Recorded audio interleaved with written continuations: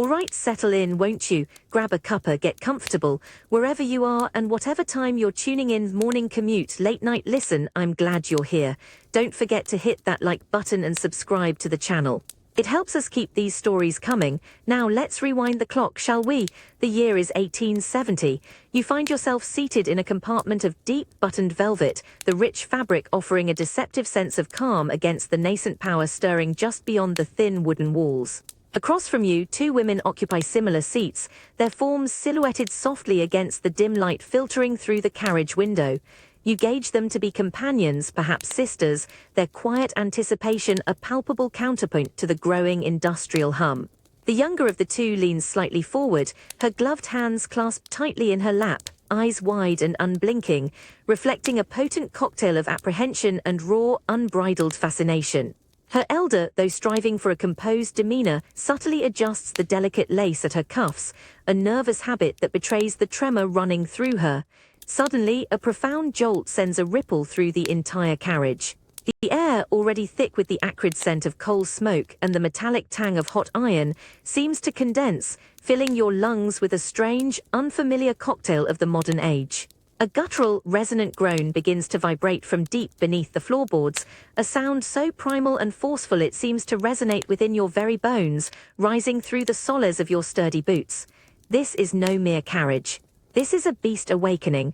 Then, with a truly violent lurch that threatens to pitch you from your seat, the world outside transforms into a bewildering blur. Verdant fields and distant cottages dissolve into streaky washes of muddy brown, pale green, and fleeting flashes of brickwork.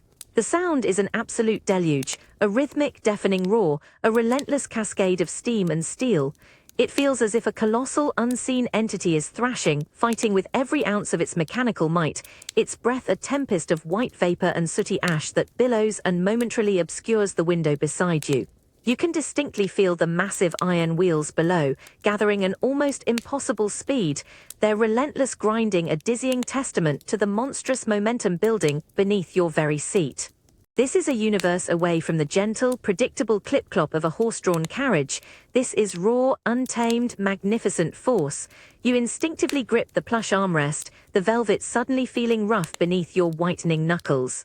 Your gaze flickers across to the younger woman opposite. Her lips are parted in a silent gasp, her head unconsciously tilted, as if trying to physically absorb the sheer, overwhelming scale of the noise, the magnitude of this audacious invention. The older woman, however, maintains her rigid posture, her focus unwavering on some distant, unseen point ahead, her jaw tightly clenched, a fine, worried line etched clearly between her brows. No words are exchanged, yet her eyes meet yours for a fleeting, profound moment, a shared, wordless acknowledgement of this exhilarating, utterly terrifying new age that has, without warning, propelled you forward. This is so much more than mere travel, it's an all-encompassing experience, a visceral challenge to every one of your senses. The carriage continues its relentless forward surge, an insistent, unsettling rock and sway that constantly threatens to dislodge your neatly tied hat from its perch. Through the rapidly grimy window, you catch fleeting, disjointed glimpses of familiar landscapes transformed, a river glinting, a cluster of trees, then suddenly the gaping, dark maw of a tunnel hurtling towards you with terrifying speed. You suddenly burst from the suffocating darkness of the tunnel, the world outside crashing back into view with an almost violent brilliance. For a moment, your eyes sting, momentarily blinded by the abrupt return of the afternoon light, but then your vision clears and you find yourself staring at a landscape transformed. The world isn't just outside anymore. It's a living, breathing blur rushing past in a kaleidoscope of greens and browns, a dizzying panorama snatched and lost in moments. The air inside the carriage, no longer thick with the tunnel's damp chill and metallic echoes, now hums with the relentless rhythm of the wheels on the tracks, a powerful, unwavering thrum beneath your very seat. You feel the constant, almost hypnotic sway, a gentle side-to-side motion that feels both exhilarating and faintly unsettling, like being cradled in the palm of some colossal, unseen hand. Across from you, the younger woman, her earlier apprehension now seemingly replaced by an infectious wonder, has leaned closer to the window. Her breath fogs a small patch of the glass, and through it you can just make out the fleeting shapes of trees, their branches whipping past as if caught in an invisible gale. Her lips are still slightly parted, but the gasp is gone, replaced by a soft, almost reverent smile, a silent testament to the sheer, breathtaking spectacle unfolding before her. The elder, usually so composed, has also turned her gaze to the window, though her expression remains more reserved. You catch a subtle shift in her posture, a barely perceptible loosening of her shoulders. She watches the distant, impossibly fast-moving fields and hedgerows, her head cocked ever so slightly, as if trying to decipher the true meaning of this new, accelerated reality. The constant, thunderous rumble from beneath you isn't merely sound anymore, it's a physical force vibrating through the plush velvet up your spine and into the very core of your being. This is not just travel. It is an immersion, a profound sensory experience of a world unraveling itself before your eyes at an unprecedented pace.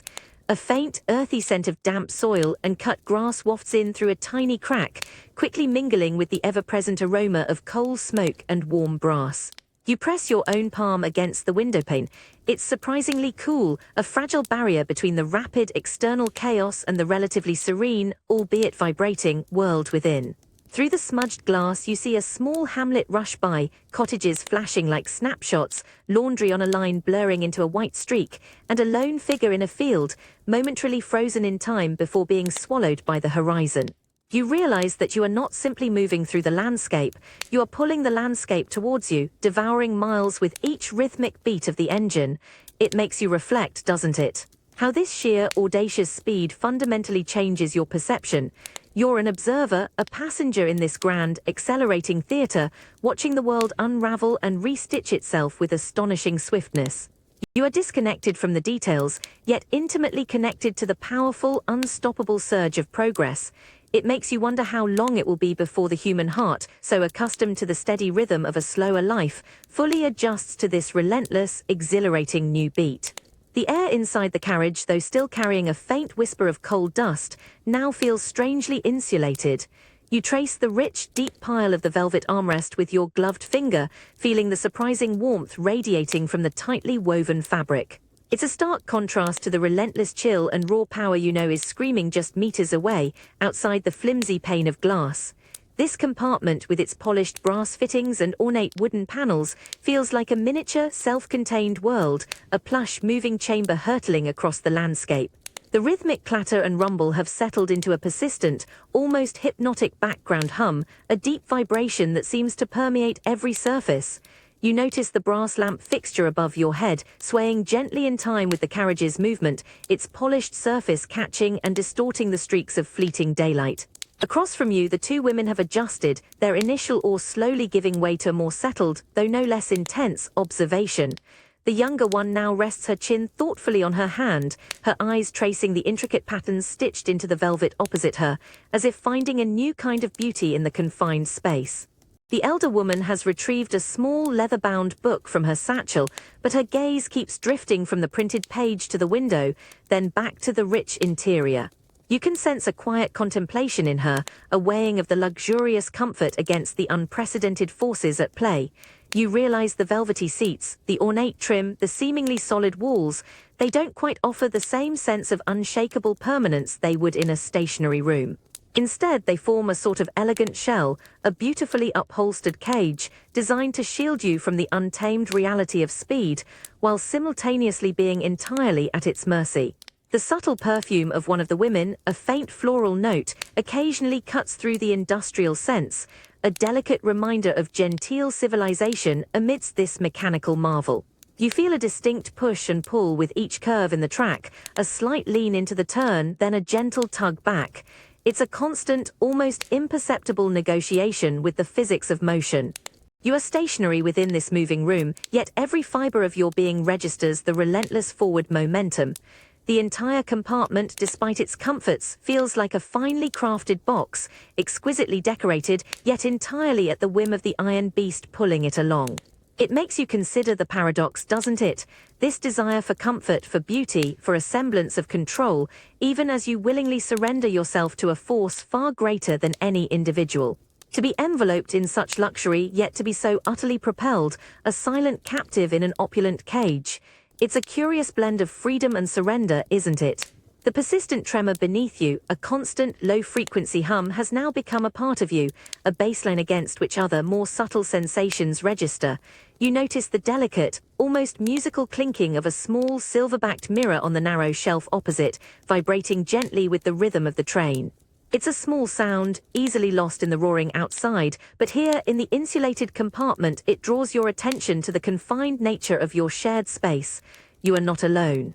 Across from you, the younger woman shifts, a soft rustle of silk as she adjusts her position. Her gaze, which had been fixed on the fleeting landscape, now briefly sweeps across the compartment, pausing for an instant on you, then quickly moving to her elder companion. There's no awkwardness, no direct engagement, just that fleeting acknowledgement of shared existence within this rapidly moving bubble. The elder woman, still with her book unread in her lap, now seems less focused on the passing world and more acutely aware of the immediate environment. Her fingers, slender and gloved, gently tap a quiet rhythm on the cover of her book, a subtle manifestation of the kinetic energy that permeates everything. You find yourself acutely aware of the small details of their presence. The faint, sweet scent of lavender water that emanates from the elder woman, a delicate counterpoint to the pervasive coal smoke. The way the younger woman's plume-adorned hat bobs slightly with each lurch and sway of the carriage, a small, independent dance in the corner of your vision. You feel a curious push and pull, the desire for the traditional privacy of travel, yet the undeniable intimacy enforced by these new conditions. Here, in this hurtling velvet box, you are closer to strangers than you might ever be in polite society, sharing a journey not just through space, but through a new kind of temporal experience. The heavy upholstered walls, while insulating you from the world, also press you into a strange, unspoken camaraderie with these two women. You catch the elder's eye again, a brief shared glance that seems to communicate a multitude of things: the novelty of the journey, the slight discomfort of the speed, perhaps even a mutual fascination with the marvel of modern engineering. It's a moment without words, a fleeting connection forged by the sheer improbability of your shared predicament, rattling at such speed across the British countryside. The constant, deep thrum of the engine is no longer just a sound. It's a shared heartbeat vibrating through all of you, an invisible thread connecting three disparate souls in this moving cage. It truly makes you consider, doesn't it, how these new contraptions, these iron beasts of progress, reshape not just the landscape but also the very fabric of human interaction. They force an intimacy, a silent understanding between strangers, where a shared experience becomes a powerful, unstated bond. To be so profoundly alone in your thoughts, yet so undeniably together in the rush of the modern age, it's a peculiar, enduring human condition. The rhythmic rumble beneath you, once a constant companion, is abruptly, violently torn apart. A shriek, piercing, raw, utterly devoid of pleasantry, the steam whistle unleashes its full, unholy fury. It erupts from somewhere far ahead, a metallic scream that slices through the air, vibrating not just through the floorboards, but directly into the sensitive membranes of your ears. You wince, your shoulders instinctively hunching, a sudden sharp pressure building behind your eyes. Across from you, the younger woman visibly jumps, her head snapping up, eyes wide with startled alarm. Her hand flies to her chest, as if to calm a suddenly frantic heart. The elder woman, though less demonstrative, closes her book with an audible snap, her delicate brows drawing together in a sharp, almost pained frown. Her lips press into a thin, tight line, a clear signal of her displeasure at this sudden, deafening intrusion. The sound reverberates, lingering in the air long after its initial, shattering peak, a lingering ghost of mechanical aggression. You feel a ripple of disquiet, a sense of being utterly at the mercy of this colossal, unfeeling machine. The whistle isn't just a signal, it's a command, an imperious declaration of the train's undeniable presence and power, cutting through any illusion of genteel calm. It strips away the quiet, the privacy, asserting its dominance with pure, brute sound. The air, which had settled into a comfortable warmth, now feels assaulted, a little raw from the sonic violation. You glimpse a flock of birds scattering from a nearby field, tiny black specks flung into the sky by the sheer force. It truly makes you ponder, doesn't it, how quickly the wonders of progress can become a tyranny of noise. The constant intrusion, the unbidden assault on your senses, a persistent reminder that the world is no longer quietly unfolding at its own pace. It's being relentlessly shaped and announced by the insistent, demanding clamor of human invention. To navigate this new, noisier existence, it feels as though a part of you must harden just a little against the inescapable onslaught. The rhythmic clatter and deep thrum that have become your constant companions now seem to accelerate, tightening their grip on your senses. You feel a subtle shift, an almost imperceptible increase in speed, and with it, the world outside the carriage window undergoes another profound transformation. The crisp edges of fields, the distinct shapes of distant trees, they no longer simply rush past, they begin to melt asterisk. You press your face closer to the cool pane, trying to anchor your gaze, but it's an exercise in futility. What were once solid, individual elements of the landscape now smear into horizontal streaks of color. The dark green of a copse of trees becomes a vibrant, undulating ribbon. A distant red brick farmhouse, briefly glimpsed, distorts into a fiery, elongated smudge, its distinct windows and chimney lost entirely to the relentless forward surge. It's as if the very fabric of reality is being pulled and stretched, unraveled at an alarming pace by the unseen forces driving this iron behemoth. Across from you, the younger woman who had been leaning eagerly towards the view now draws back slightly, a flicker of bewildered frustration crossing her features. Her eyes, still wide, dart from one blurred point to another, trying in vain to resolve the chaotic impressions into something recognizable. Her gloved hand comes up, almost as if to shield her eyes from the visual onslaught, or perhaps to simply steady her own perception. It's a battle against the speed, and the speed is winning. The elder woman, ever more composed, merely raises a hand, delicately adjusting a stray wisp of hair that has escaped her bonnet, her gaze steady but unreadable as she surveys the streaky tableau. There's a faint, almost imperceptible sigh, a quiet concession to the unyielding power of this new mode of transport. The wind outside, no longer just a distant roar, now seems to actively buffet the carriage, its force a tangible pressure against the glass, contributing to the sense of an entire world being churned and remixed. The air inside, by contrast, feels almost unnaturally still, a silent, vibrating bubble within the whirlwind. You notice a fleeting glimpse of a canal, its still surface reflecting the sky, but even that is immediately distorted, becoming a shimmering, fluid line of light racing alongside you before vanishing. The ground below appears to undulate, a dizzying blur of browns and greens, creating an odd sense of floating, detached from the very earth you are traversing. The sensation is strangely disorienting, a powerful reminder that you are experiencing the world in a way utterly alien to any previous generation. It makes you truly ponder, doesn't it? This curious human invention that grants such incredible speed, yet in doing so steals the very details of the journey. To gain such rapid passage, only to lose the ability to truly witness the passing world. It's a trade-off, a fundamental shift in how we perceive and connect with the physical spaces we move through, forcing us to reconsider the true nature of sight and indeed of reality itself. The metallic tang of the carriage, a scent you've grown accustomed to, now sharpens. A potent new aroma infiltrates the compartment, slicing through any delicate perfume or old upholstery. You inhale, your lungs filling with the keen, almost biting essence of hot iron, scorched coal, and a whisper of something oily, a lubricant working hard under immense friction. This isn't the familiar smell of a hearth. This is the very breath of the machine, a pungent, undeniable declaration of its colossal effort. It's an assertive, challenging smell, entirely alien to nature, yet compelling in its novelty. You notice the younger woman opposite you wrinkling her nose, a fleeting grimace before her eyes widen as if deciphering this new olfactory signature. Her elder companion, with a more experienced air, merely closes her eyes for a moment, a subtle movement of her jaw suggesting quiet endurance, an acceptance of this modern reality. The air feels heavier, subtly charged with particles. You could almost taste faint soot on your tongue. A plume of white steam, briefly visible through the streaky window, brings a gust of colder, damper air, carrying an even more concentrated blast of this raw, metallic essence. It's a smell of immense heat, power, elemental transformation, rock to fire, water to steam, metal to motion. You try to categorize it, but it resists easy definition. It is simply the scent of progress, an inescapable byproduct of this new age of speed and industry.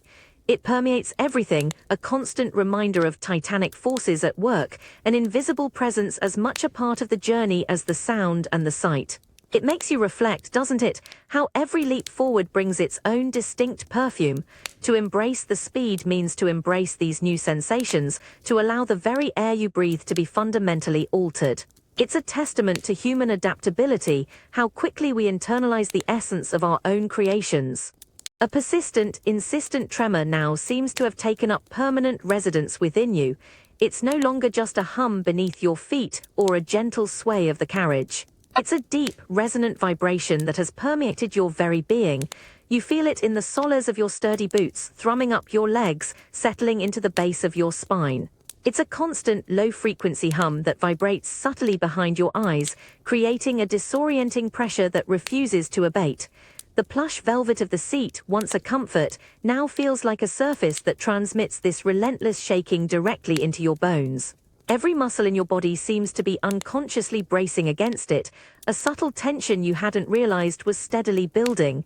The landscape outside has fully committed to its blurred, impressionistic dance. What was initially a marvel now begins to feel like a relentless assault on your vision.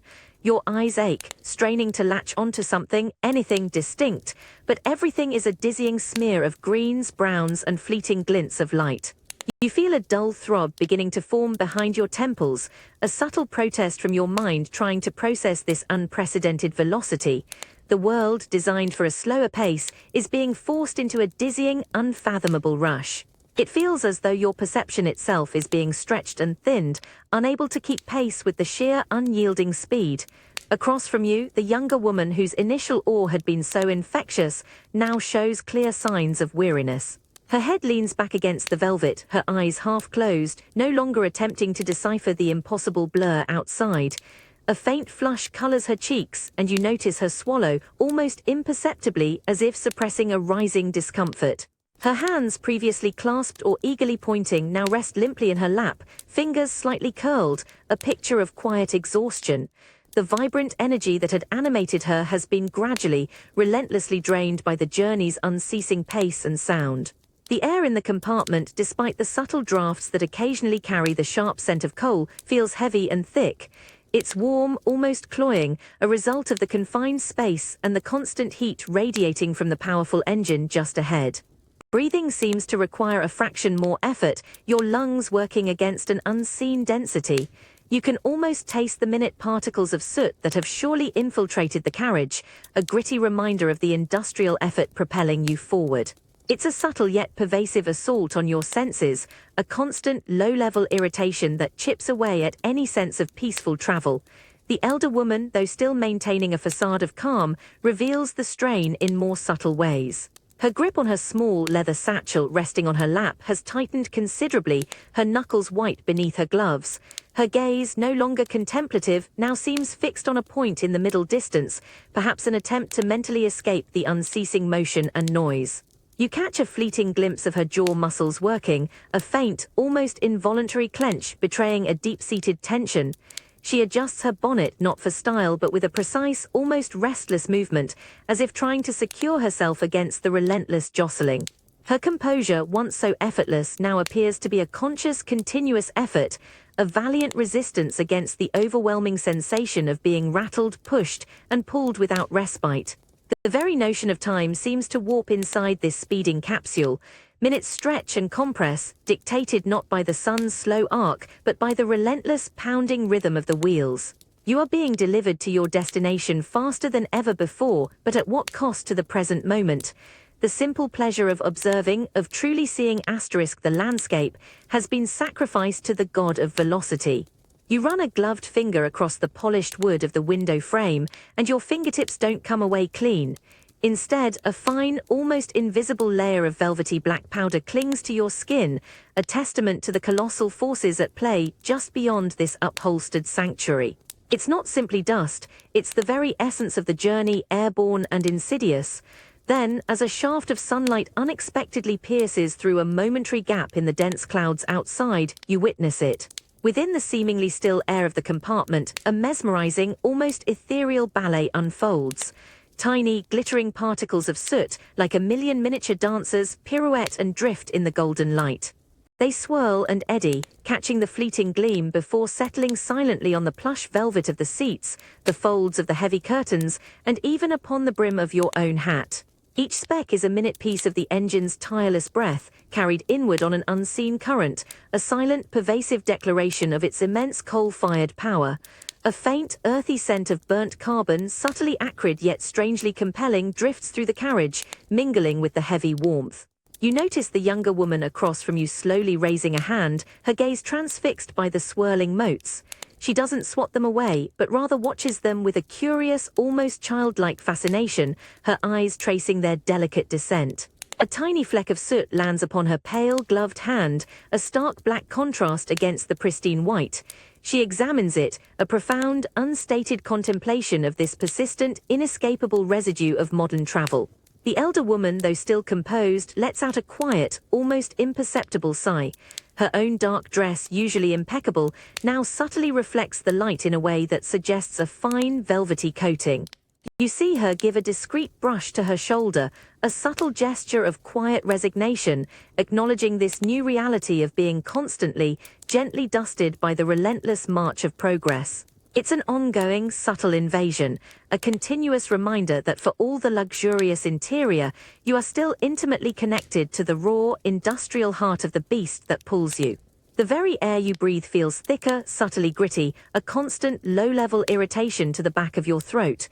You feel the faint, almost imperceptible touch of these minute particles settling on your face, your eyelashes, a ghostly caress from the engine itself. It's a sensory experience that pushes beyond the visual, becoming a physical presence, a constant companion throughout your journey. The elegant confines of the carriage, once pristine, are slowly, irrevocably being claimed by the raw output of its mighty power. It truly makes you consider, doesn't it, how these grand feats of engineering designed to conquer distance and time also leave their own indelible mark. This persistent, almost beautiful dance of soot and cinder, a quiet testament to the energy consumed and expended. It's a physical manifestation of progress, a constant, tangible reminder that the pursuit of speed and the power that fuels it brings with it a new kind of pervasive, inescapable presence. And for all our attempts at refinement, some elements of the new age simply cannot be kept at bay. The delicate lace at your cuff, which began the journey a pristine white, now carries a faint, almost invisible grayness. You notice it as you shift, a subtle darkening that betrays the persistent, insidious presence of the train's breath. It's not a stark stain, but a pervasive dulling, as if the very air itself is laden with minute, sooty particles that settle with quiet determination on every surface, every fiber. You lift your hand, turning it slightly in the dim light, and a faint sheen of grime, barely perceptible, reflects from your skin, a fine layer of the engine's exhaust clinging like a second, unwanted glove. Across from you, the younger woman reaches up, her gloved fingers gently patting at her hair as if to settle a stray strand. But as her hand descends, you catch the subtle darkening on the tips of her white gloves, a clear sign that even her protective efforts are futile against this constant, airborne invasion. She seems to realize it too, her expression shifting from a casual adjustment to a brief, almost defeated frown before she lets her hand fall back into her lap. It's a silent admission of defeat, an acknowledgement that in this environment true cleanliness is a battle unwinnable. The elder woman, with a more practiced air, draws a small embroidered handkerchief from her reticule. With a precise, almost ritualistic movement, she carefully dabs at a spot on her dark traveling dress, then gives a discreet sweep to the sleeve of her companion's coat. There's a subtle stiffness in her movements, a visible effort to maintain an appearance of order amidst the encroaching chaos. Yet, even as she attempts to banish the marks, you can tell it's a temporary reprieve, a gesture more symbolic than effective. The constant vibration of the carriage, the rhythmic clatter of the wheels, they seem to shake loose an endless supply of these tiny, gritty particles. You run your tongue along your teeth, and there's a faint, unmistakable grit, a subtle rasp that wasn't there before. The air, though warm, carries a persistent, faint scent of burnt carbon, subtly acrid and ever-present. You look around the carriage. The once vibrant velvet now seems muted, shadowed by a fine coating. The polished brass fittings, though still gleaming, appear less brilliant, their surfaces minutely dulled. It's a slow, quiet transformation, an inescapable compromise exacted by the very act of traversing such distances at such speed. The efforts to maintain one's pristine state feel increasingly futile, almost quaint, against the overwhelming force of the engine's industrial breath. It truly makes you ponder, doesn't it? This human yearning for order and immaculate presentation, pitted against the raw, untamed reality of our own grand inventions. to strive for an unattainable cleanliness in a world so rapidly being redefined by smoke and speed. It's a subtle dance of acceptance and defiance, a quiet resignation to the fact that progress, for all its marvels, often comes with a persistent, inescapable layer of dust. The world outside, a relentless blur of greens and browns, has begun to subtly shift. The afternoon sun, dipping lower, now strikes the carriage at a different angle, and with this change, the glass of the window, already filmed with a fine layer of soot, starts to reveal something unexpected. You lean closer, instinctively trying to pierce the smudged transparency to glimpse the vanishing landscape, but instead you are met with your own reflection. It's a curious sight. Your face, a pale, almost spectral image, is superimposed on the furiously rushing fields and distant hedgerows. Your eyes, wide with the effort of seeing, seem to float disconnected against a backdrop of dissolving greens and blues. The speed of the train makes your reflection shimmer and waver, a ghostly double struggling to maintain its form against the chaotic energy beyond. You press your forehead lightly against the cool glass, feeling the persistent tremor, and your breath instantly fogs the pain, momentarily obscuring both your phantom face and the frenetic world. Across from you, the younger woman seems to have noticed this phenomenon too. Her head, which had been resting against the velvet, now lifts slowly. She doesn't look directly at you, but her gaze is fixed intently on the window opposite her, where her own reflection, equally ethereal and wavering, stares back. Her features, usually so expressive, are now softened, almost dreamlike, as they glide over the streaks of the outside world. There's a delicate tilt to her head, a silent study of this unsettling merging of her inner self with the external, rapidly dissolving reality. The elder woman, ever more reserved, appears to notice their preoccupation. She carefully lowers her unread book, her attention drawn to the faint, flickering images now dancing across the glass. You catch her reflection too, more composed, yet still a translucent overlay on the chaotic landscape. Her eyes, in the reflection, meet yours for a brief moment, a flicker of shared, wordless acknowledgement of this eerie visual trick. It's a moment of quiet disembodiment, a feeling that your solid self is being fragmented, broken into fleeting impressions by the sheer force of this journey. The subtle rock and sway of the carriage make these ghostly faces undulate, almost as if they are sighing or shifting in some unspoken discomfort trapped between two realities. The familiar, insistent clatter of the wheels and the deep thrum beneath you continue, providing the relentless rhythm to this strange visual dance. It's as if the train itself is creating this illusion, bending light and time to present you with these fragmented versions of yourselves. You are inside, undeniably present, yet also outside, a silent observer of your own spectral presence against a world that refuses to hold still. The air, though warm, seems charged with this visual paradox, a subtle hum of unreality settling into the carriage. It truly makes you ponder, doesn't it? This strange, modern condition where the very technology meant to connect us to distant places can also, paradoxically, make us feel so profoundly detached, dissolving the boundaries between who we are and the world we observe. To see your own face become a transient ghost against the backdrop of an ungraspable reality, it's a powerful, unsettling reminder of how fragile our perception truly is, and how easily it can be reshaped by the relentless march of progress. You press your palm against the window, feeling the pronounced chill radiate through the glass. It's a sharp contrast to the plush warmth of the velvet surrounding you, a tangible barrier separating two utterly different worlds. Outside, the landscape screams past, a wild, untamed blur of air and motion. Inside, the air is still, heavy with the scent of coal and old upholstery, a deliberate constructed calm against the external storm of speed. The rhythmic clatter and rumble, though ever present, feels subtly dampened, filtered by thick walls. It's a dull roar now, a distant beast rather than one breathing down your neck. You glance at the younger woman.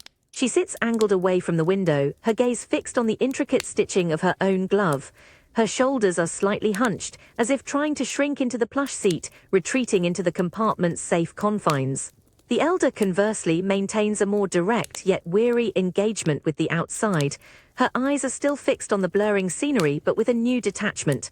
You watch as she absently reaches out, her finger hovering inches from the sooty glass, not touching, but acknowledging the invisible boundary.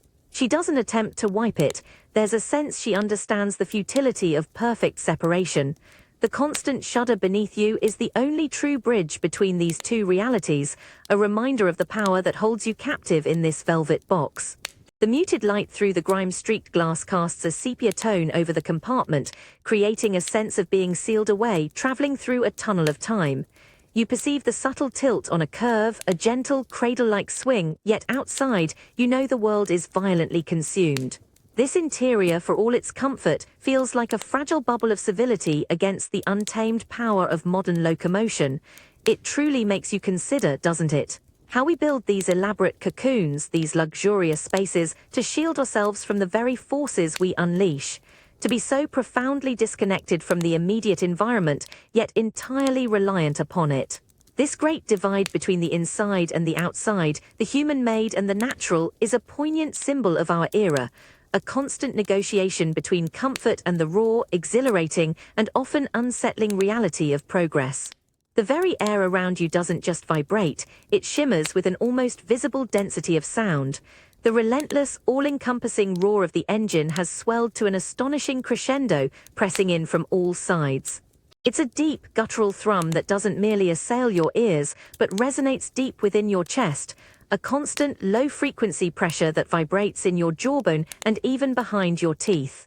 Trying to form a coherent thought feels like an immense effort, as if your own internal monologue is being constantly interrupted, fractured by the sheer, unyielding force of this mechanical leviathan. You can almost feel the individual clatter of the colossal wheels against the tracks, each impact a hammer blow against the world, reverberating up through the plush velvet of your seat, through the very soles of your feet. Across the compartment, the younger woman leans forward, her lips moving, clearly attempting to convey something to her elder companion. You watch her intently, trying to discern even a single word, but the sounds that leave her mouth are immediately swallowed, utterly annihilated by the overwhelming din. Her brow furrows in frustration, her hands gesturing slightly, almost desperately, in an attempt to bridge the sonic chasm.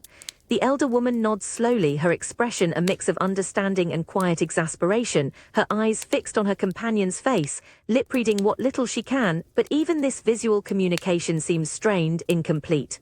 She too attempts a response, a slight movement of her mouth, but it's a silent, futile effort, lost to the monstrous clamor that fills every cubic inch of your shared space.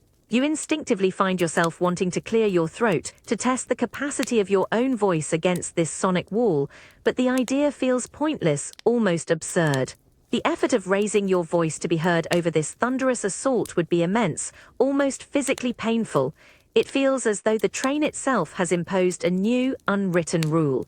In its presence, human voices are rendered insignificant, silenced by its awesome, unceasing proclamation of speed and power. The constant, vigorous shaking of the carriage, the deep, pervasive rumble, and the intermittent, startling blasts of the whistle combine to form a pervasive sonic barrier, an invisible, impenetrable wall around each individual, isolating them in their own vibrating world. You realize that the sense of closeness that existed between you and these two strangers earlier in the journey, the brief, unspoken connections forged by proximity, has now been severely eroded. You are still physically near, your knees almost touching, yet the sheer volume of the world outside, brought so forcefully inside, has erected an undeniable barrier. It's a strange solitude, isn't it? To be so close to others, to share the same immediate space, yet to be utterly unable to connect through the most fundamental of human interactions, speech. Your mind retreats inwards, seeking refuge from the external clamor, the rhythmic pounding becoming less a sound and more a state of being, an inescapable condition of modern travel.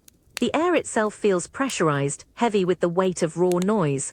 It truly makes you consider, doesn't it, how quickly the very tools designed for connection and progress can inadvertently create new forms of isolation. To travel faster than ever before, only to find yourself suspended in a world where shared words, the very fabric of human connection, are rendered meaningless by the relentless roar of the journey. It's a stark reminder that sometimes, in our pursuit of speed and efficiency, we unintentionally sacrifice something deeply human, leaving us to ponder the world in a profound, unsettling silence. The incessant, monstrous roar of the engine, far from receding, seems to find new ways to press in on you. It's a thick, almost physical presence, a vibrating wall of sound that muffles your own thoughts. You can feel the deep thrumming in your inner ear, a dull ache that has become a constant companion. Your throat feels dry, a subtle tension settling in your jaw, as if your very body is bracing against the overwhelming din, instinctively preparing for a futile attempt to speak. Across from you, the younger woman suddenly leans forward, her brow furrowed with renewed frustration. Her lips move with exaggerated effort, forming silent shapes that you can barely guess at. She points an elegant gloved finger towards the blurred window, then gestures emphatically towards her elder companion, her eyes wide, pleading for understanding. Her voice, when it escapes, is a mere ghost of a sound, a high-pitched, desperate squeak utterly obliterated by the thundering machine. You can see the vein throbbing faintly in her neck as she strains, her shoulders rising with the sheer physical effort of trying to project her voice through the cacophony. She makes a small, exasperated sound, a wordless cry of futility, before slumping back against the velvet, her hands falling into her lap, defeated. The elder woman watches her with a profound, almost weary sympathy. She nods slowly, a gesture that conveys both understanding of the predicament and a quiet, shared resignation. She raises her own hand, resting it gently on her companion's arm, a soft, comforting pressure that speaks volumes where words have failed. Her lips part, and you see the deliberate, slow formation of what must be a simple, reassuring phrase, but it's utterly lost to the tempest of sound. Her eyes, however, meet yours for a fleeting moment, a flash of shared unease passing between you, a silent acknowledgement of this strange, isolating journey. You perceive a quiet defiance in her, a determination to maintain connection despite the insurmountable barrier of noise. You find yourself acutely aware of the small, almost imperceptible nuances in their expressions, the way their eyes convey more than any shouted word ever could in this environment. The constant, vigorous shaking of the carriage, the deep, pervasive rumble, and the intermittent, startling blasts of the whistle combine to form a pervasive sonic barrier, an invisible, impenetrable wall around each individual, yet paradoxically, it also forces a new kind of intimacy. The air itself feels pressurized, heavy with the weight of raw noise subtly distorting even the visual cues. You watch as a tiny cinder, almost invisible, lands on the younger woman's dark coat, a gritty, tangible symbol of the relentless, unbidden intrusion of the outside world, a world too loud for polite conversation. It truly makes you consider, doesn't it, how often we rely on the simple act of speaking, the exchange of words, to bridge the gaps between us. But here in the belly of this iron beast, that most fundamental human connection is stripped away, leaving us to navigate the vast distances of experience with only glances, gestures, and the shared, vibrating rhythm of the journey. It's a stark reminder that even as technology propels us forward, it can also, in its overwhelming power, inadvertently silence the very voices we need to hear, forcing a deeper, often unsettling, understanding of our shared human fragility. The rhythmic clatter and roar, which had earlier been a violent assault on your senses, has now subtly transformed. It's no longer just a chaotic clamor, it's something deeper, more elemental. You lean back, settling into the vibrating velvet, and feel it, a profound, insistent pulse thrumming beneath you. It's the mechanical heartbeat of the train, powerful and unwavering, beating a steady rhythm into the base of your spine, resonating up through the soles of your sturdy boots, and permeating every fiber of the carriage. This isn't simply noise, it's a living synthetic pulse, a deep, persistent drumbeat that synchronizes with your own breath, your own quiet internal rhythm. You close your eyes for a moment, letting the pervasive vibration become your sole reality. Each thud, each clatter, each deep groan of metal on metal is now part of a grander, more cohesive symphony, a relentless, powerful cadence. You can almost feel the colossal pistons pumping, the mighty wheels turning, each action translated into a physical sensation that connects you intimately to the engine's immense power. The air, thick with the scent of coal and hot iron, now seems to carry this rhythm, vibrating subtly around your face, a constant, low-frequency hum that feels strangely alive. Across from you, the younger woman, her head still resting against the velvet, now seems less weary, more deeply immersed in the journey. Her eyes are closed, her breathing slow and even, as if she too has unconsciously surrendered to this hypnotic, mechanical pulse. Her gloved fingers, previously restless, now lie still, gently tapping a silent, almost involuntary tempo against her knee. There's a subtle rise and fall to her chest, a quiet synchronicity with the train's own relentless pace. The elder woman, ever composed, has also relaxed her posture, her shoulders subtly dropping. She gazes out at the blurring world, but her focus seems internal, her jawline less tense, her expression softened by the pervasive rhythm. You can feel a shared, unspoken connection in this collective immersion, a strange, almost meditative state induced by the train's unceasing heartbeat. The constant, vigorous shaking of the carriage no longer feels jarring. It's an expected part of this powerful, rhythmic surge. It's as if the train itself is breathing, a colossal, iron-lunged creature whose very existence is a testament to motion and power. You notice the delicate sway of the brass lamp above, a gentle pendulum keeping time with this titanic pulse. It feels less like a journey and more like being carried within the belly of a living, breathing metal beast, its powerful, relentless heart propelling you forward through time and space. It truly makes you ponder, doesn't it, this remarkable ability of the human spirit to find rhythm and pattern even in the most unnatural, industrial clamor, to take the chaos of raw power and transform it, through sheer repetition, into a strange, compelling music. It's a testament to our adaptability, our capacity to not just endure but to ultimately harmonize with the relentless, mechanical heartbeat of progress itself. A new, sharper sensation suddenly slices through the continuous hum of the carriage. It's a rhythmic, metallic clang, not from the wheels but from somewhere close ahead of you, accompanied by a sudden, intense surge of heat that permeates the compartment, pushing against the thick velvet. You inhale and the air is abruptly heavy, acrid with fresh coal smoke, raw and unburnt, mingling with the unmistakable scent of sweat and hot grease. This is no longer the machine's breath, this is the very pulse of its relentless feeding. You lean forward slightly, drawn by the intensified vibration, feeling a deep physical throb beneath the floorboards that suggests immense, frantic energy. Through a tiny, almost imperceptible gap between the tightly drawn curtains at the forward end of the carriage, you catch a fleeting, chaotic glimpse. Shadows dance and lurch against a blinding, hellish orange glow, the open mouth of the firebox ravenously consuming its fuel. For an instant, you imagine figures, dark and indistinct, moving with a desperate, tireless rhythm, shoveling black gold into the inferno. The clang of metal on metal, the roar of the fire, it's a brutal, primal symphony of labor. Across from you, the younger woman visibly recoils, her hands pressing to her ears, not from the sound, which is somewhat muffled, but from a deeper, perhaps subconscious reaction to the intensity. Her face, previously softened by the train's rhythm, now shows a subtle pallor, a flicker of discomfort in her wide eyes, as if she too has felt the sheer raw heat of that brief, fiery vision. The elder woman, however, lifts her head, her gaze piercing not at the window but towards the front of the carriage, her expression a complex mixture of acknowledgement and a deep, almost pained understanding. She seems to be listening, not with her ears but with an inner sense to the unseen, unceasing efforts being made just beyond the luxurious confines. The very air in the carriage seems to thicken with this sudden influx of raw, untamed energy, charged with the ghosts of exertion and heat. You feel the grit of newly disturbed soot on your tongue, a tangible connection to the arduous, grimy work being done to maintain your speed.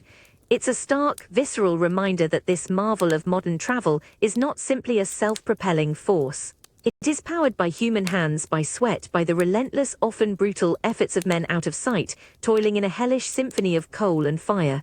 The profound contrast between your plush velvet seat and their arduous, unseen labor is stark, almost unsettling in its clarity. The train's relentless forward motion is utterly dependent on their unflagging strength, their constant vigilance, their sheer human endurance. It truly makes you ponder, doesn't it? How often we take for granted the unseen labor that underpins our comforts and conveniences. To be carried forward at such breathtaking speed, cushioned in luxury, yet to be intimately connected by subtle tremors, scents and sounds, to the raw, visceral human effort that feeds the beast. It's a poignant reflection on the human engine that drives the mechanical one, a silent, powerful testament to the enduring cost and the profound, unsung dignity of labor itself. The relentless blur outside the window suddenly, jarringly intensifies. The light, which had been steadily fading as the afternoon waned, is abruptly devoured, replaced by an immediate, profound blackness. It's not the gentle descent of twilight, but a violent, artificial night thrust upon you with a visceral jolt. You feel a distinct drop in air temperature, a wave of damp, earthy chill washing over you, immediately cutting through the carriage's contained warmth. The familiar, ceaseless roar of the engine, usually a distant beast, is now trapped, magnified tenfold, echoing with a metallic, resonant thunder that presses in on your eardrums, vibrating not just through your seat, but through the very bones of your skull. This is the tunnel not merely entered but embraced, engulfing you in its man-made maw. The subtle light from the brass lamp above, which had seemed a mere decorative glimmer against the daylight, now flares into stark prominence, a solitary beacon in the pervasive gloom. It casts long, wavering shadows across the deeply buttoned velvet, making the familiar patterns seem unfamiliar, almost menacing.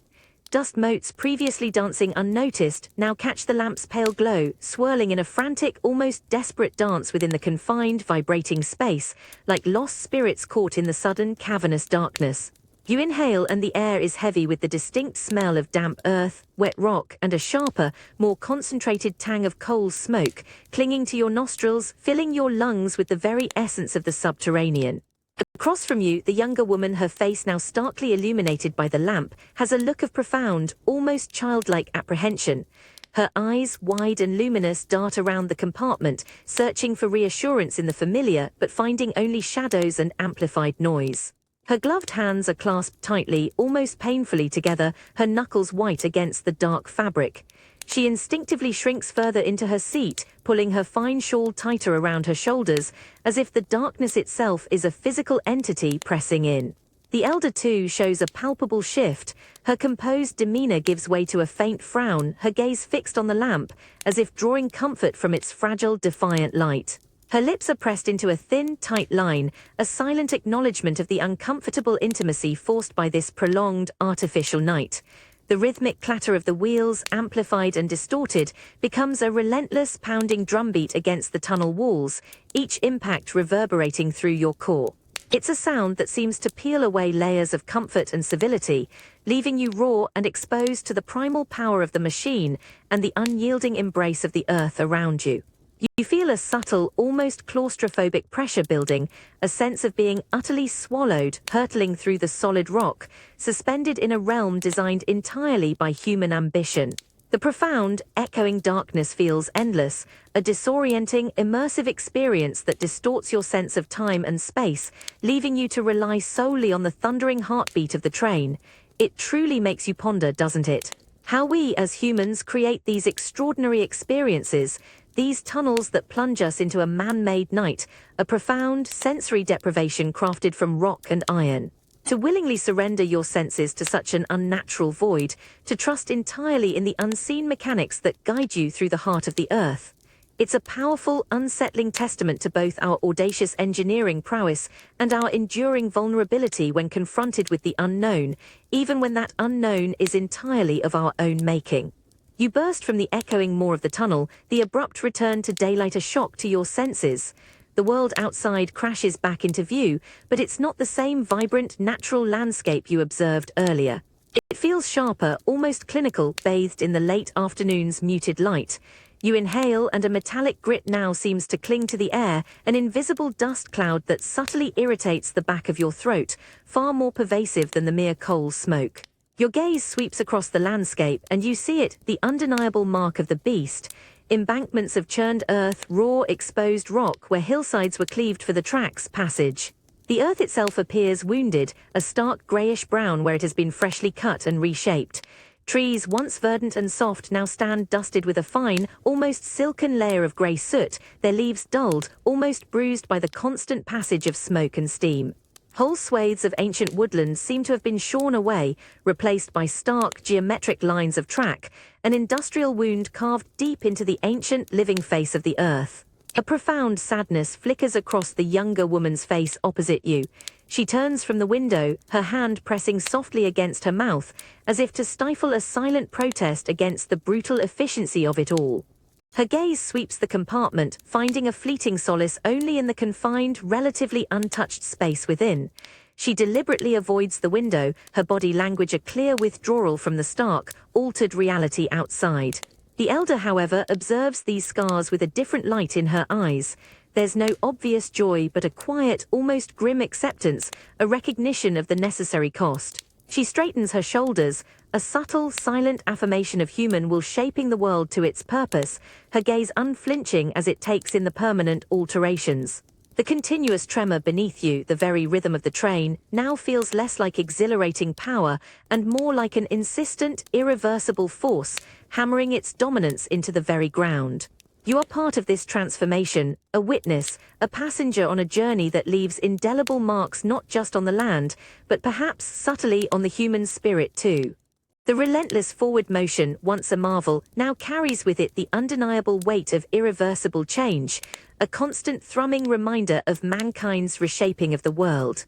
The air heavy with the scent of coal and industry reinforces this feeling, an omnipresent testimony to what has been wrought. It truly makes you ponder, doesn't it, how every leap of progress, every triumph over distance and time, often comes at the undeniable expense of something wild, something pristine. To connect far-flung places to speed across the land, we scar the very earth beneath our feet, forever altering the canvas of nature with the indelible brushstrokes of our ambition. It's a powerful testament to our drive and ingenuity, but also a quiet elegy for what is irrevocably lost along the way. The pervasive metallic tang of the train, now so familiar, is suddenly overlaid by a surprising new aroma. You inhale deeply and there it is, the delicate, comforting scent of freshly brewed tea, mingling with a faint sweetness of buttered shortbread. It's a domestic perfume, utterly out of place amidst the roaring iron beast, yet undeniably present, a small, fragrant anchor in this shaking world. This subtle shift in the air signals a brief, fragile truce between the relentless journey and the human need for simple comforts. Almost as if on cue, a uniformed attendant swaying expertly with the train's relentless motion enters the compartment. He navigates the aisle with a practiced, almost balletic grace, balancing a delicate tray laden with porcelain cups and small wrapped parcels. His movements are a marvel of counterbalance, his hand steady even as the carriage lurches and rattles with an audible groan of metal. He offers a cup of steaming tea to the elder woman, the fine china clinking precariously against the saucer. She accepts it with a slight polite nod, her gloved fingers closing carefully around the warm ceramic. The steam rising from the cup carries the comforting aroma directly to her, a small sensory haven.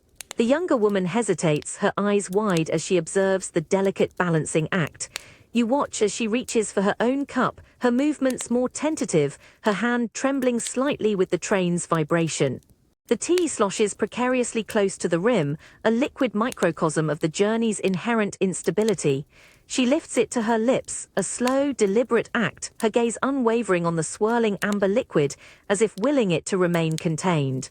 You can almost feel the heat radiating from the cup, a small pocket of warmth against the pervasive chill of the windowpane, a tangible comfort in the vibrating air. You too accept a cup, feeling the surprising weight of the porcelain against your palm. The constant tremor from beneath you makes your hand unsteady, forcing a conscious effort to keep the hot liquid from spilling. The taste is rich, dark, and sweet, a familiar flavor that momentarily cuts through the acrid lingering scent of coal smoke, providing a fleeting moment of ordinary pleasure.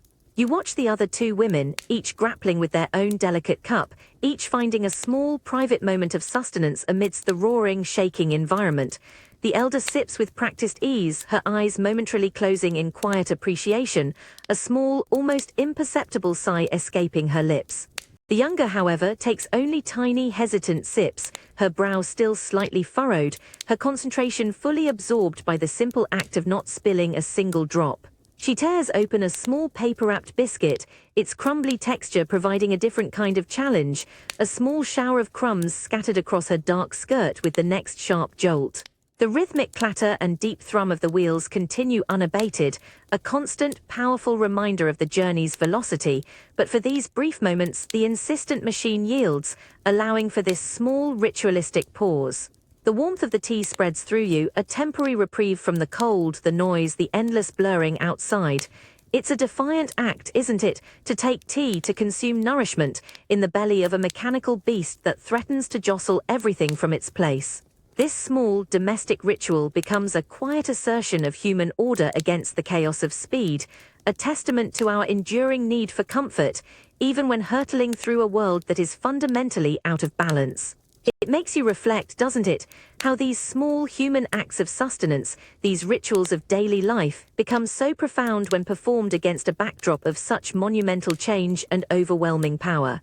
To find a moment of calm, a whisper of normalcy amidst the roar of progress. You bring the delicate porcelain cup to your lips, the fragrant steam a brief, comforting cloud against the occasional chill. Yet the constant, deep tremor of the carriage makes the warm liquid dance, swirling ominously close to the delicate rim. You consciously tighten your grip, the fine china unexpectedly warm beneath your gloved fingers, trying to steady the tiny tempest within. A faint, almost metallic aftertaste, a ghost of coal smoke, seems to mingle with the robust flavor of the Earl Grey. It's an oddly challenging act, isn't it, to take such a simple, comforting gesture as a sip of tea, when every fiber of your being is being relentlessly jostled, your body a living pendulum in this speeding box. Across from you, the younger woman grapples with a buttered shortbread biscuit. A small, dry fragment, almost defiant in its fragility, tumbles from her fingers as the train lurches suddenly on a sharp curve, vanishing into the deep, dark pile of the velvet seat. A soft, exasperated sigh escapes her, a sound utterly obliterated by the engine's thunderous roar, yet clearly visible in the slump of her shoulders.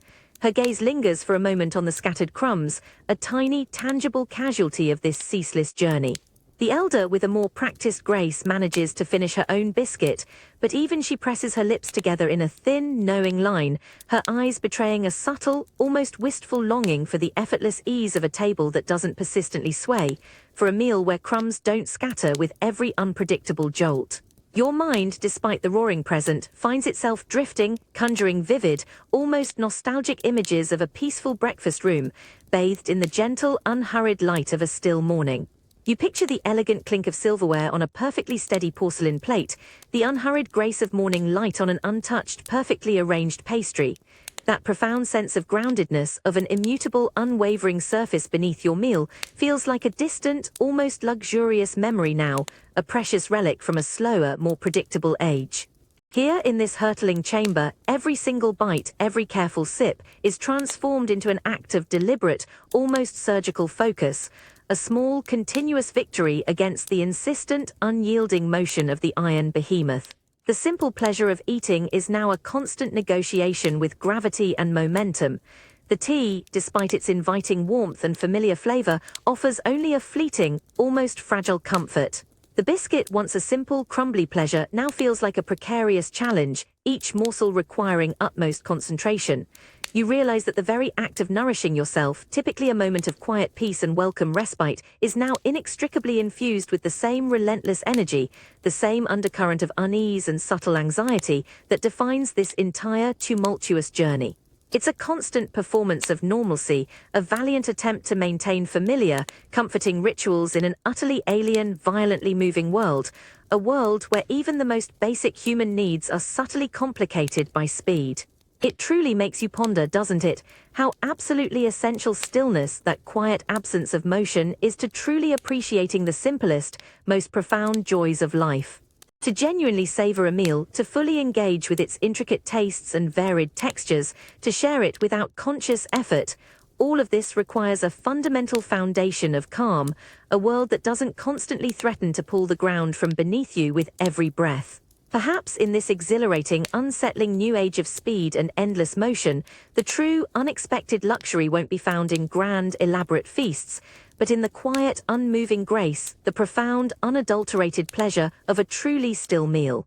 A momentary, almost startling lull settles in the pervasive roar of the carriage.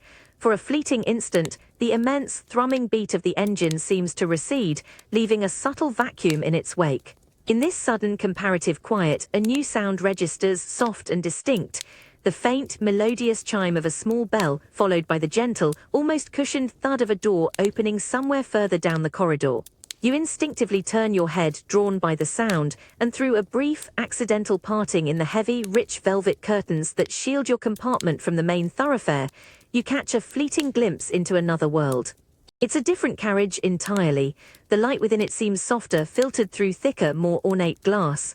The air that wafts faintly towards you carries not the acrid tang of coal, but the clean, polished scent of fine mahogany and perhaps a whisper of expensive pipe tobacco. Your eyes strain to capture details in the swift, ephemeral view. The upholstery is not merely velvet, but a deeper, richer pile, perhaps even silk, gleaming with a more intense luster. The brass fittings are more elaborate, catching the light with a subdued gleam, and the wood paneling is inlaid with intricate patterns, suggesting painstaking craftsmanship. Here, the pervasive vibration seems less aggressive, more a gentle, almost soothing rock, a deliberate, cushioned sway that speaks of superior engineering and refined suspension.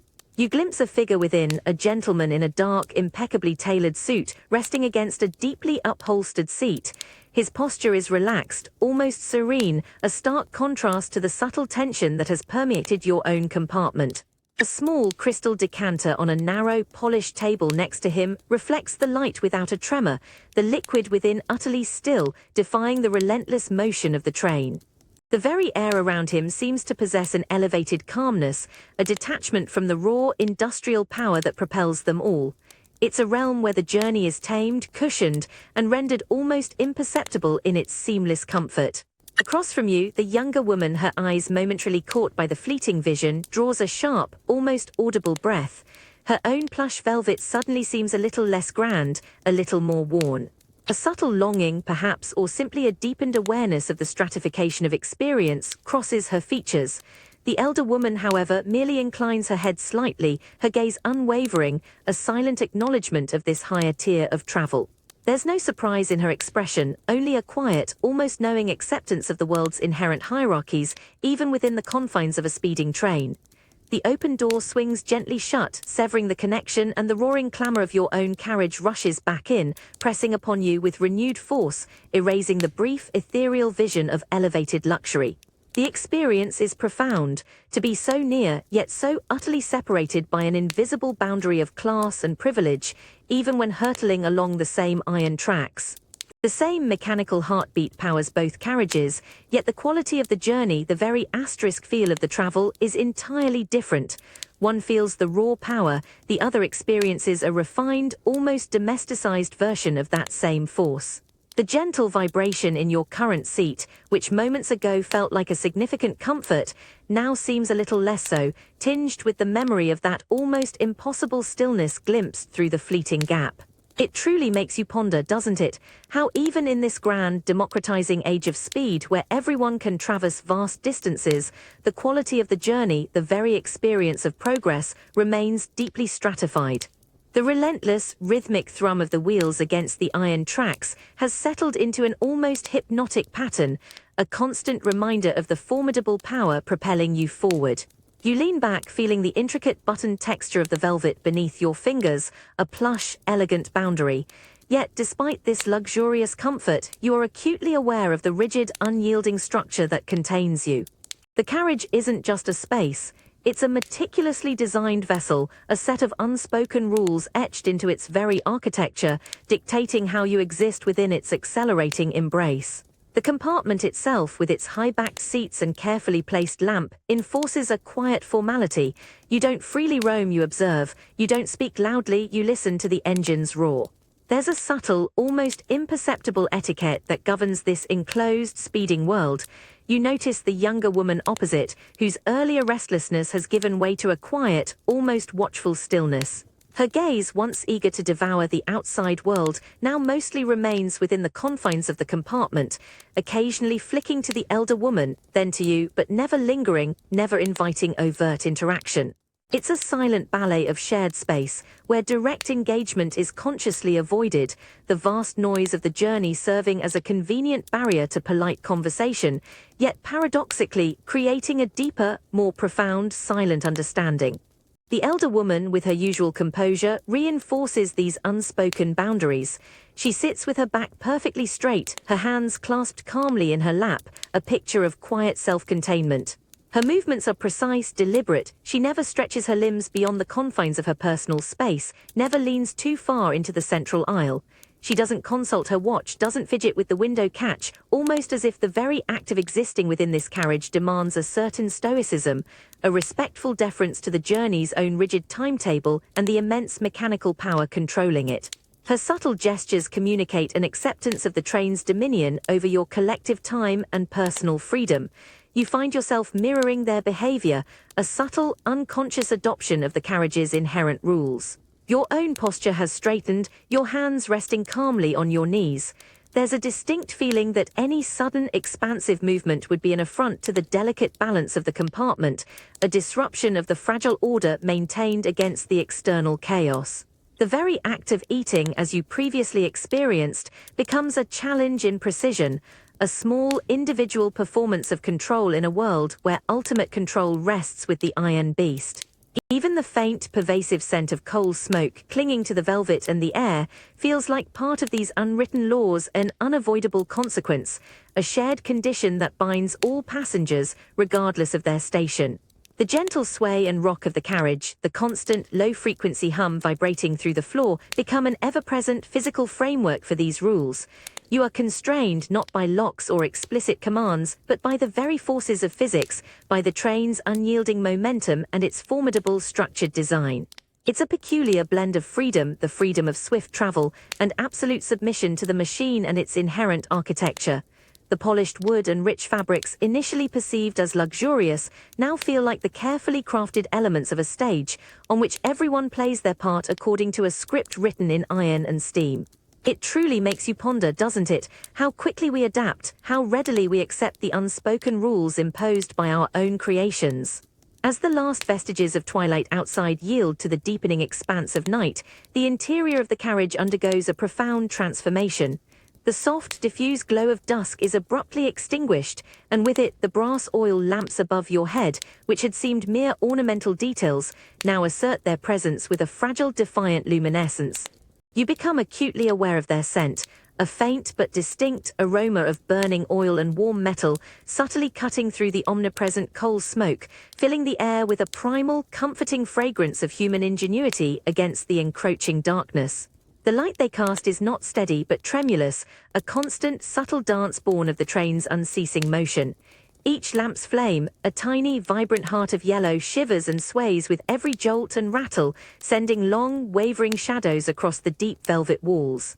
The polished brass fittings, which once caught the dying daylight, now gleam with a shifting, liquid gold, reflecting the flickering light in a dizzying array of dancing highlights. The familiar patterns of the upholstery seem to come alive, their intricacies momentarily deepening, then flattening, as the light shifts and stretches, creating an almost hypnotic play of illusion and reality within the speeding confines. It's a fragile, pulsating heartbeat of illumination in the belly of the roaring beast, a small, courageous battle against the absolute darkness that hurtles past outside the smudged windows. Across from you, the younger woman seems captivated by this ethereal display. Her head tilts slightly, her gaze fixed upwards, watching the mesmerizing dance of the lamp's flame. Her features, usually so expressive, are softened and subtly shadowed by the shifting light, making her appear almost otherworldly, a silent participant in this intimate, trembling drama. You can see a faint reflection of the flickering flame deep within her wide, unblinking eyes, a tiny spark of wonder or perhaps a hint of unease.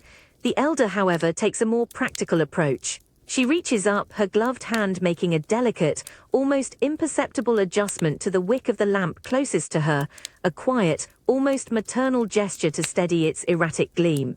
Her gaze is discerning, accustomed to the vagaries of oil light, her actions a subtle assertion of human control, however momentary, over the whims of the flame. The pervasive, rhythmic clatter and deep thrum of the train continue unabated, forming a constant, physical bass note to the visual symphony of the trembling light. The lamp itself seems to vibrate, its glass casing humming in unison with the carriage's relentless forward momentum. Outside, the world is reduced to an impenetrable black wall, occasionally pierced by a fleeting, ghostly flash of light from a distant, unseen cottage or a signal box, only to be swallowed instantly by the vast, consuming darkness. This contrast is profound, the contained, trembling warmth within, battling against the boundless, indifferent night. You feel a curious sense of vulnerability, protected by these thin walls and these fragile human-made stars, yet utterly at the mercy of the unseen forces that hurtle you through the profound, external void. The very air, now tinged with oil, feels both comforting and slightly suffocating in its intimacy. It truly makes you ponder, doesn't it, how essential, yet how fragile, our light sources become when we plunge into the heart of an artificial night. These small, trembling flames, illuminating our immediate world, are a constant reminder of our human need for clarity and comfort, even as they simultaneously highlight the immense, overwhelming darkness that our progress has allowed us to traverse. The small, trembling heart of the oil lamp above your head, which moments ago offered a fragile comfort, now seems to accentuate the profound, absolute darkness that presses in from beyond the window. You instinctively pull your shawl tighter, a shiver running down your spine that isn't entirely from the subtle chill permeating the carriage. It's a deeper, more primal tremor born of the pervasive night outside, a velvety, impenetrable void that swallows every hint of the familiar world. The sense of isolation within this small, brightly lit box is suddenly heightened, making the plush velvet walls feel less like a sanctuary and more like a thin, vulnerable skin against an overwhelming, unseen force. The train's relentless roar, previously a constant companion, takes on a new, more menacing quality in this profound darkness. It's no longer just a sound, it's the thunder of a blind, speeding leviathan hurtling through an unknown, unseeable landscape. Each jolt and sway of the carriage, previously a powerful motion, now feels less controlled, more haphazard, as if the massive machine itself is blindly grappling with the unseen tracks. You feel a subtle, almost dizzying disorientation, a profound lack of anchor in a world utterly devoid of visual cues, leaving you to rely solely on the thundering rhythm and the terrifying speed. The air, thick with the scent of oil and lingering coal, feels heavy, almost suffocating in the enclosed, vibrating space. Across from you, the younger woman has completely withdrawn. Her head is bowed, her face largely concealed by the shadow cast by her hat, but you can see her hands clasped together on her lap, clenching and unclenching with a nervous energy. She does not look up, her entire posture conveying a deep, almost childlike vulnerability, a quiet fear of the vast, consuming unknown beyond the glass. The elder, too, shows a rare crack in her composure. Her gaze, usually so steady, now darts from the flickering lamp to the impenetrable window, then back again, a subtle unease etched around her eyes. She runs a gloved hand over the velvet armrest, a gesture of seeking reassurance in the tangible, in the familiar textures of their confined world, a quiet acknowledgement of the fragility of their journey through the dark. The rhythmic clatter and deep thrum of the wheels, amplified by the silent night, seem to press in, a constant, inescapable reminder of your unwavering, headlong rush through an invisible world.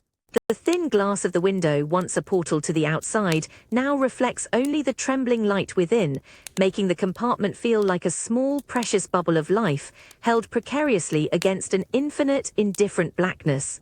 You realize how utterly dependent you are on the engineering, on the unseen men who stoke the fires, on the delicate balance of iron and steam, all of it navigating a world that you cannot see, cannot comprehend in its vast, rushing darkness.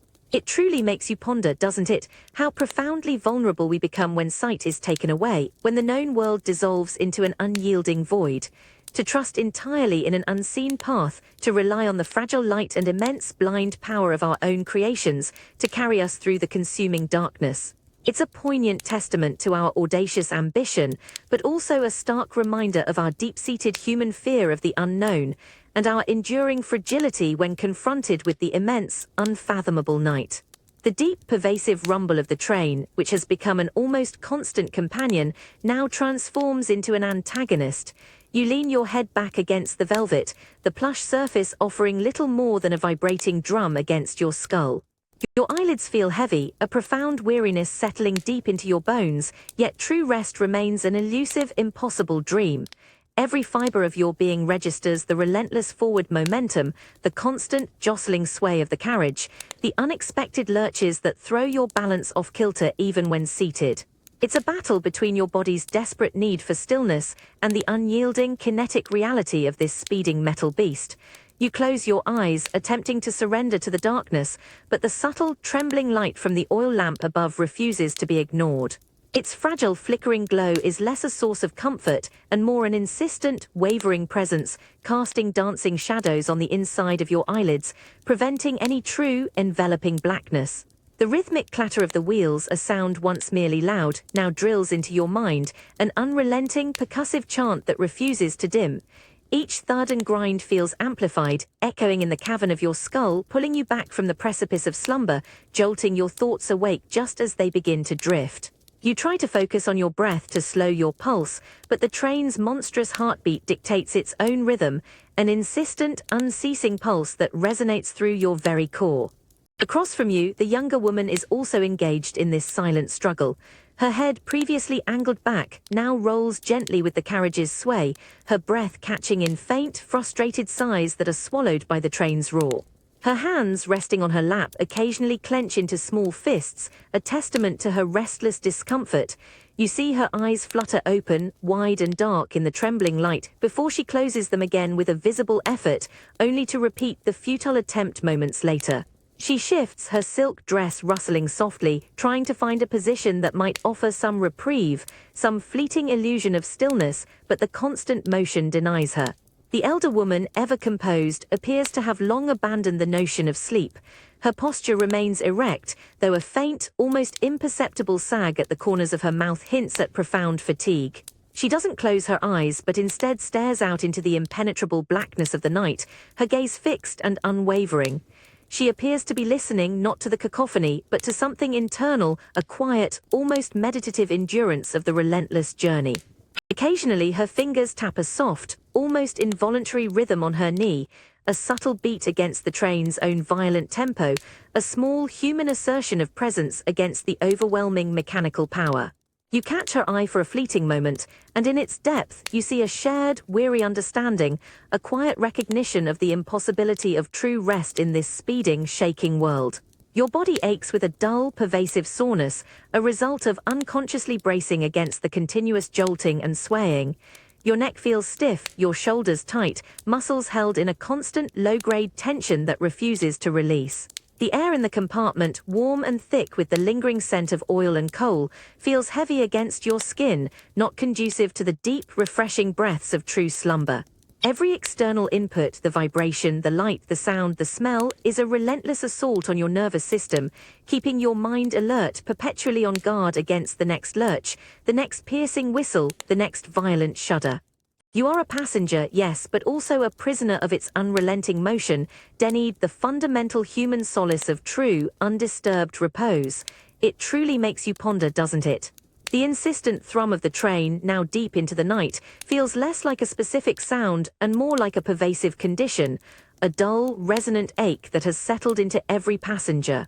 You feel it vibrating through the plush velvet of your seat up into your jaw, a subtle, inescapable tremor that denies true rest. Your eyes, gritty and heavy from the ceaseless motion, drift across to the women opposite. Their silhouettes, stark against the trembling oil lamp's glow, betray a profound, shared weariness. The younger woman, her head no longer merely resting but almost burrowed into the cushion, shifts again, a faint groan utterly lost to the carriage's thunderous roar. Her hands are pressed flat against her ears, a desperate, futile attempt to muffle the incessant din. You see her eyes, wide and bloodshot in the flickering light, flutter open for a moment, meeting your own in a brief, profound moment of shared, sleepless misery. There's no need for words, the exhausted understanding is palpable, a silent language spoken in the dark. She closes her eyes again, but her body remains taut, every muscle subtly braced against the unpredictable lurches. The elder, typically so composed and dignified, is also visibly affected. Her meticulously arranged hair, usually impeccable, has escaped its pins, a few dark strands falling across her forehead. You notice her give a small, almost involuntary shiver, not from cold, but from the relentless, vibrating chill of continuous motion that seems to penetrate the thick walls. Her hand reaches out slowly, gently to touch the younger woman's arm, a silent, empathic gesture of comfort and connection, a shared acknowledgement of the journey's relentless toll. The warmth of human contact, a fragile anchor in this shaking, unceasingly loud world, speaks more eloquently than any shouted phrase could. The air, thick with the metallic tang of coal smoke and the faint, persistent scent of oil from the lamps, feels heavy and close, almost as though it conspires with the train to keep you all awake.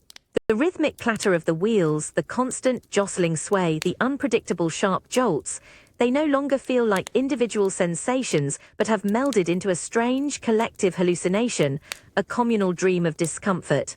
It's a shared ordeal that binds the three of you in this speeding, velvet-lined box.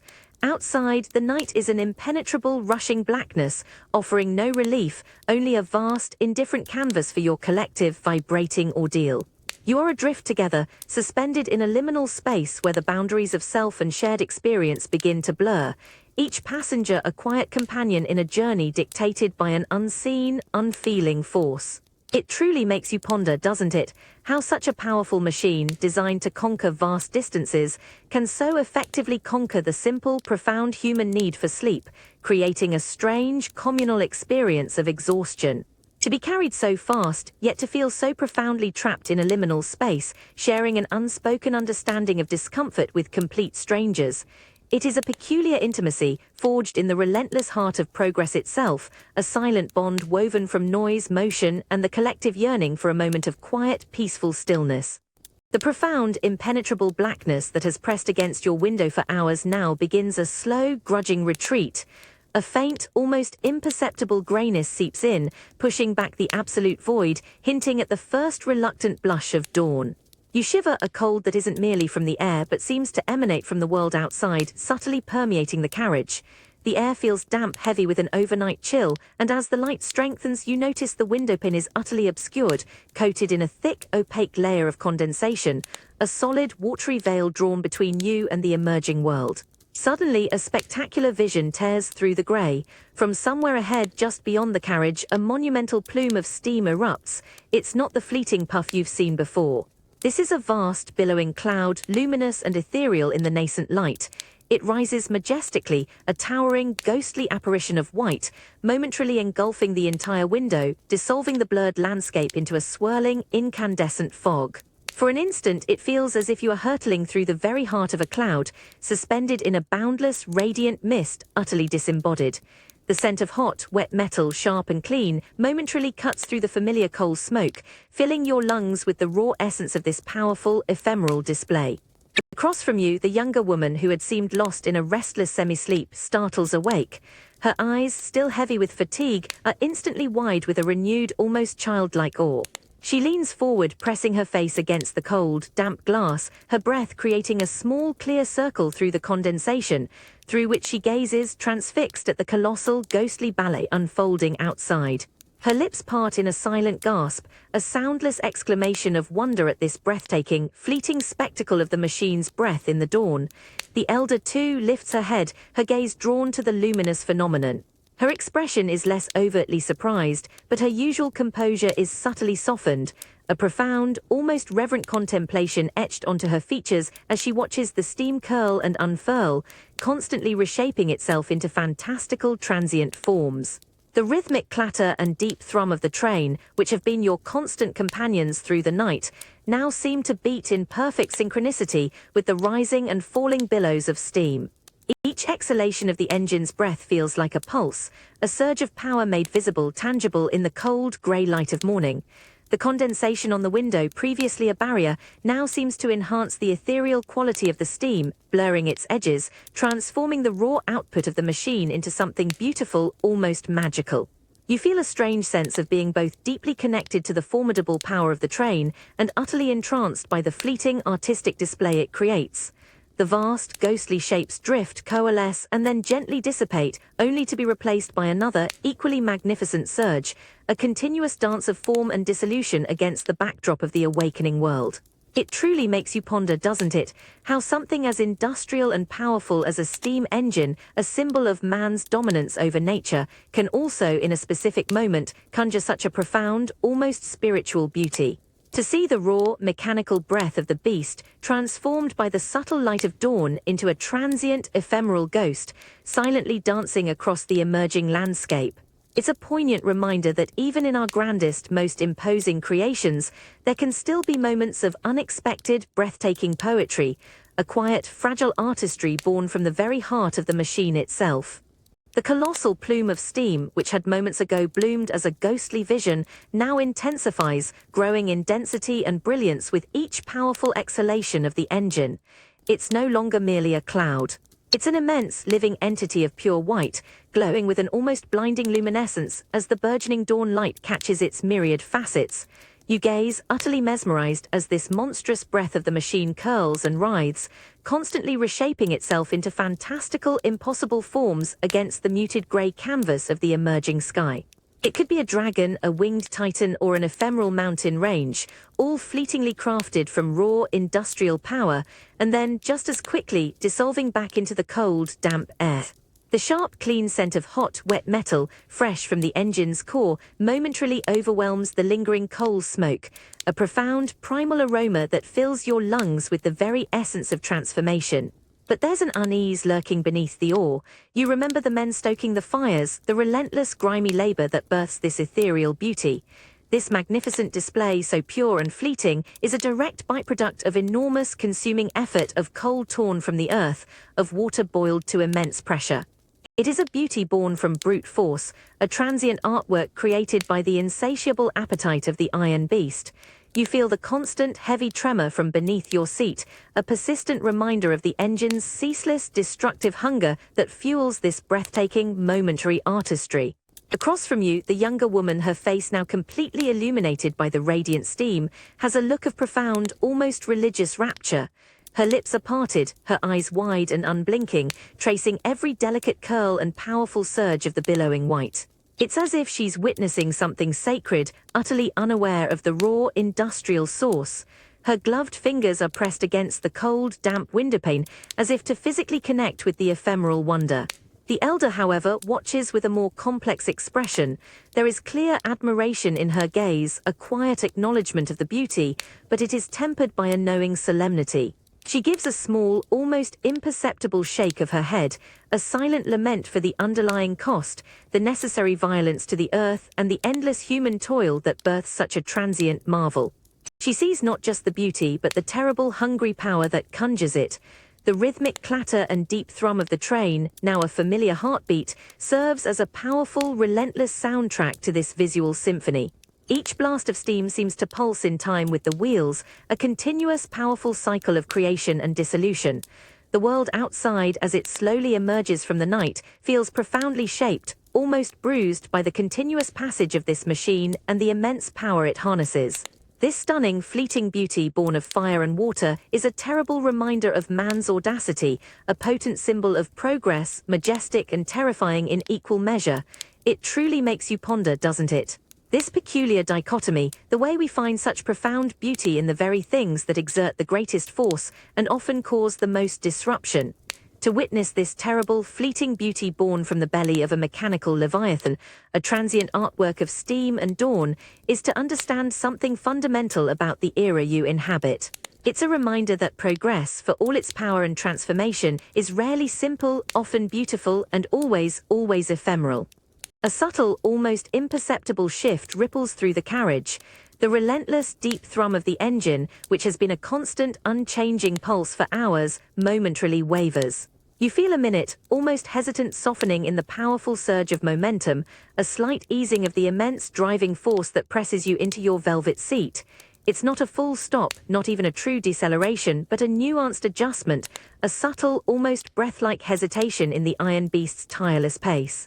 You lean your head back, listening intently, and for a fleeting moment, the colossal clatter of the wheels seems to lose a fraction of its brutal urgency, replaced by a deeper, more resonant hum, as if a colossal, unseen hand has gently eased its grip on an invisible tiller. The air in the compartment, still thick with the lingering scent of coal and the sweet perfume of oil lamps, feels subtly different, perhaps a shade less oppressive. You notice the younger woman opposite, who had been resting her eyes, now slowly opens them. Her gaze is not directed at the outside world but upward towards the swaying brass lamp, as if attempting to read a hidden message in its tremulous light. Her brow is furrowed, a faint crease of puzzlement or quiet concern appearing between her eyes, her posture subtly tensing in response to the unexpected alteration in the train's familiar rhythm. There's a nascent awareness in her, a dawning realization that this journey, for all its power, is still subject to guidance. The elder woman, ever observant, has also sensed the change. Her head lifts, her eyes sweeping across the compartment, then settling on the opaque, condensation-streaked window. She doesn't strain to see out. Rather, her gaze seems to pierce beyond the glass, beyond the raw, industrial power, to the unseen figures in the locomotive ahead. You catch her eye for a fleeting moment, and in its depth you read a quiet, profound acknowledgement, a shared understanding that despite the overwhelming might of the machine, there are still human hands at its controls, guiding its immense power through the unseen night. Her posture, though still dignified, carries a subtle vulnerability, a silent testament to the absolute trust placed in those anonymous engineers.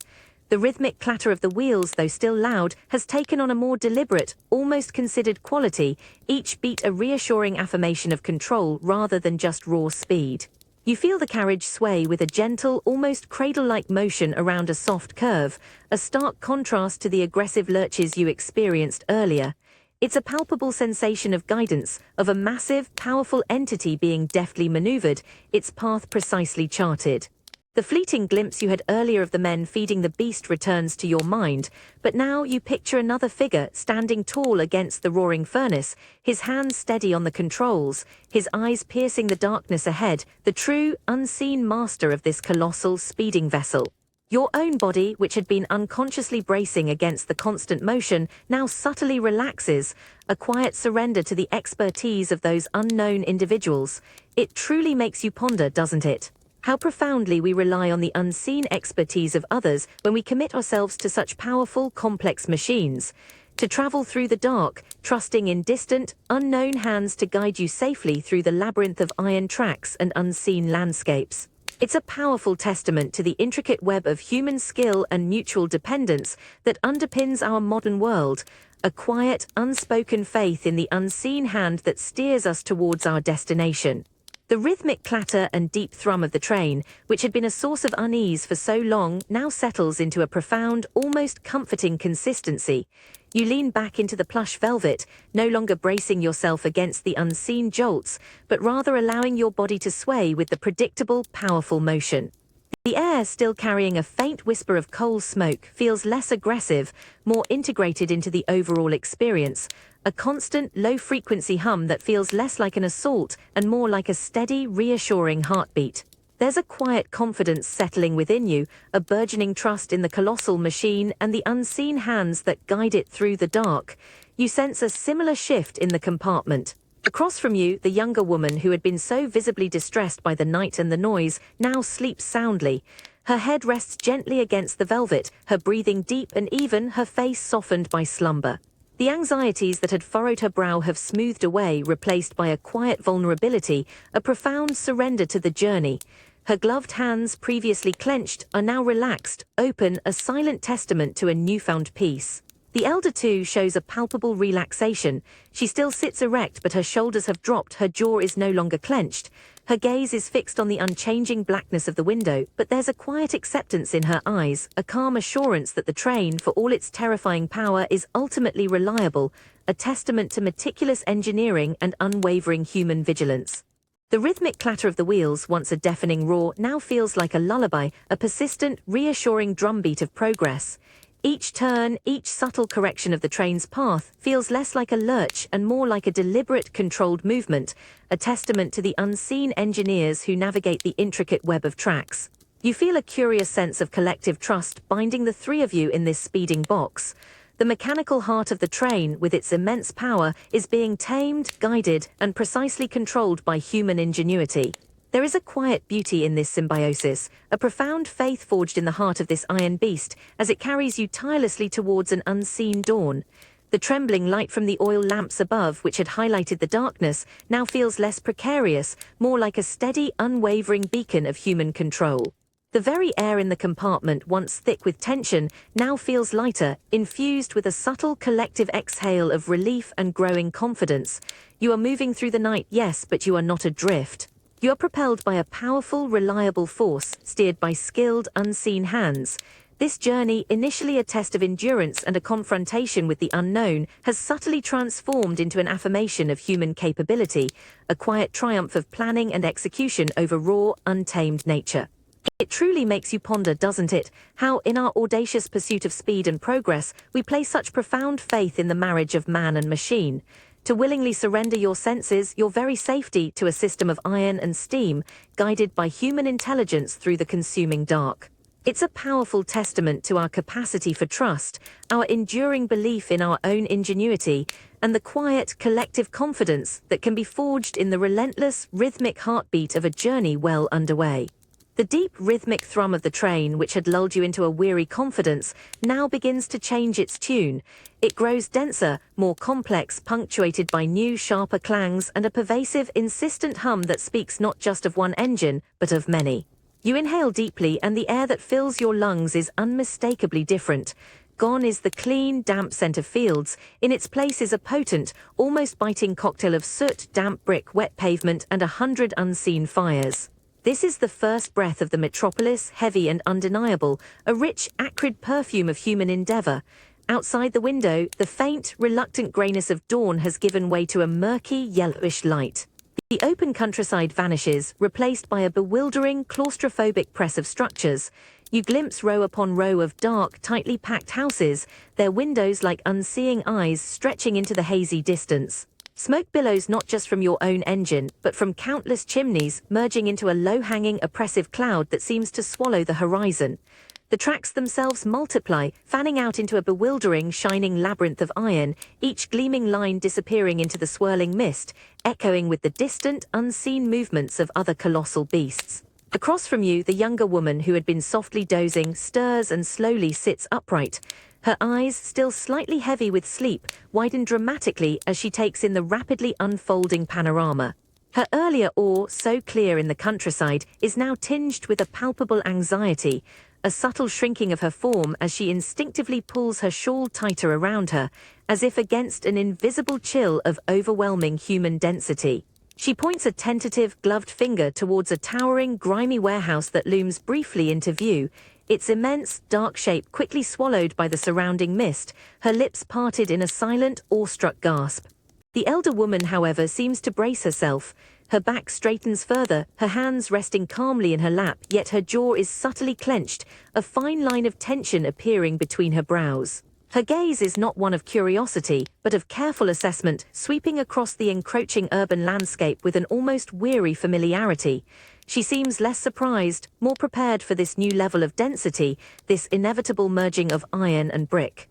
The rhythmic clatter of the wheels, a powerful assertion of forward motion, now blends with the distant, indistinct rumble of countless unseen carriages on cobblestone streets, the muted shouts of vendors, and the piercing, frequent cries of other steam whistles, a chaotic symphony of human and machine that presses in from all sides.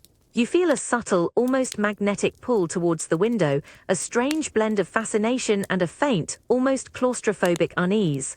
This isn't the open, gentle rhythm of nature. This is the relentless, pulsating heartbeat of humanity, compressed and amplified, a sprawling, monumental testament to man's ambition. The air inside the carriage, despite its thick walls, feels subtly heavier, infused with the sheer, vibrant presence of millions of souls. Your journey isn't just taking you to a place, it's depositing you into the very heart of a new kind of organism, a colossal, breathing city. It truly makes you ponder, doesn't it? How we trade the vast, silent solitude of the open land for the dizzying, overwhelming clamor of the city. This incredible density of human life, this intricate tapestry of iron and brick, industry and ambition, all condensed into a single, pulsating entity. It's a profound shift in sensation, a powerful reminder of how our very existence is shaped by the environments we build, and how the roar of progress in a metropolis becomes the very breath of life itself. The train's deep rumble thickens, merging with 1,000 hidden lives. You peer through the grime-streaked window, countryside gone, replaced by an overwhelming ocean of slate and tile, rooftops endless. They stretch to a hazy, yellowish horizon, silent sentinels over unseen lives. Countless chimney pots punctuate this urban sea, exhaling smoky breath into a low-hanging haze. You glimpse narrow alleys like jagged canyons. Defiant green patches, washing lines strung across backyards wave tiny flags. The air, thick with coal smoke, damp earth, urban aromas presses in. Across, the younger woman, pale, presses her forehead to the cool glass. Her wide eyes, full of awe and fearful wonder, dart from roofline to roofline, struggling to grasp the scale. Her breath fogs the pain, then clears, revealing this endless human habitation.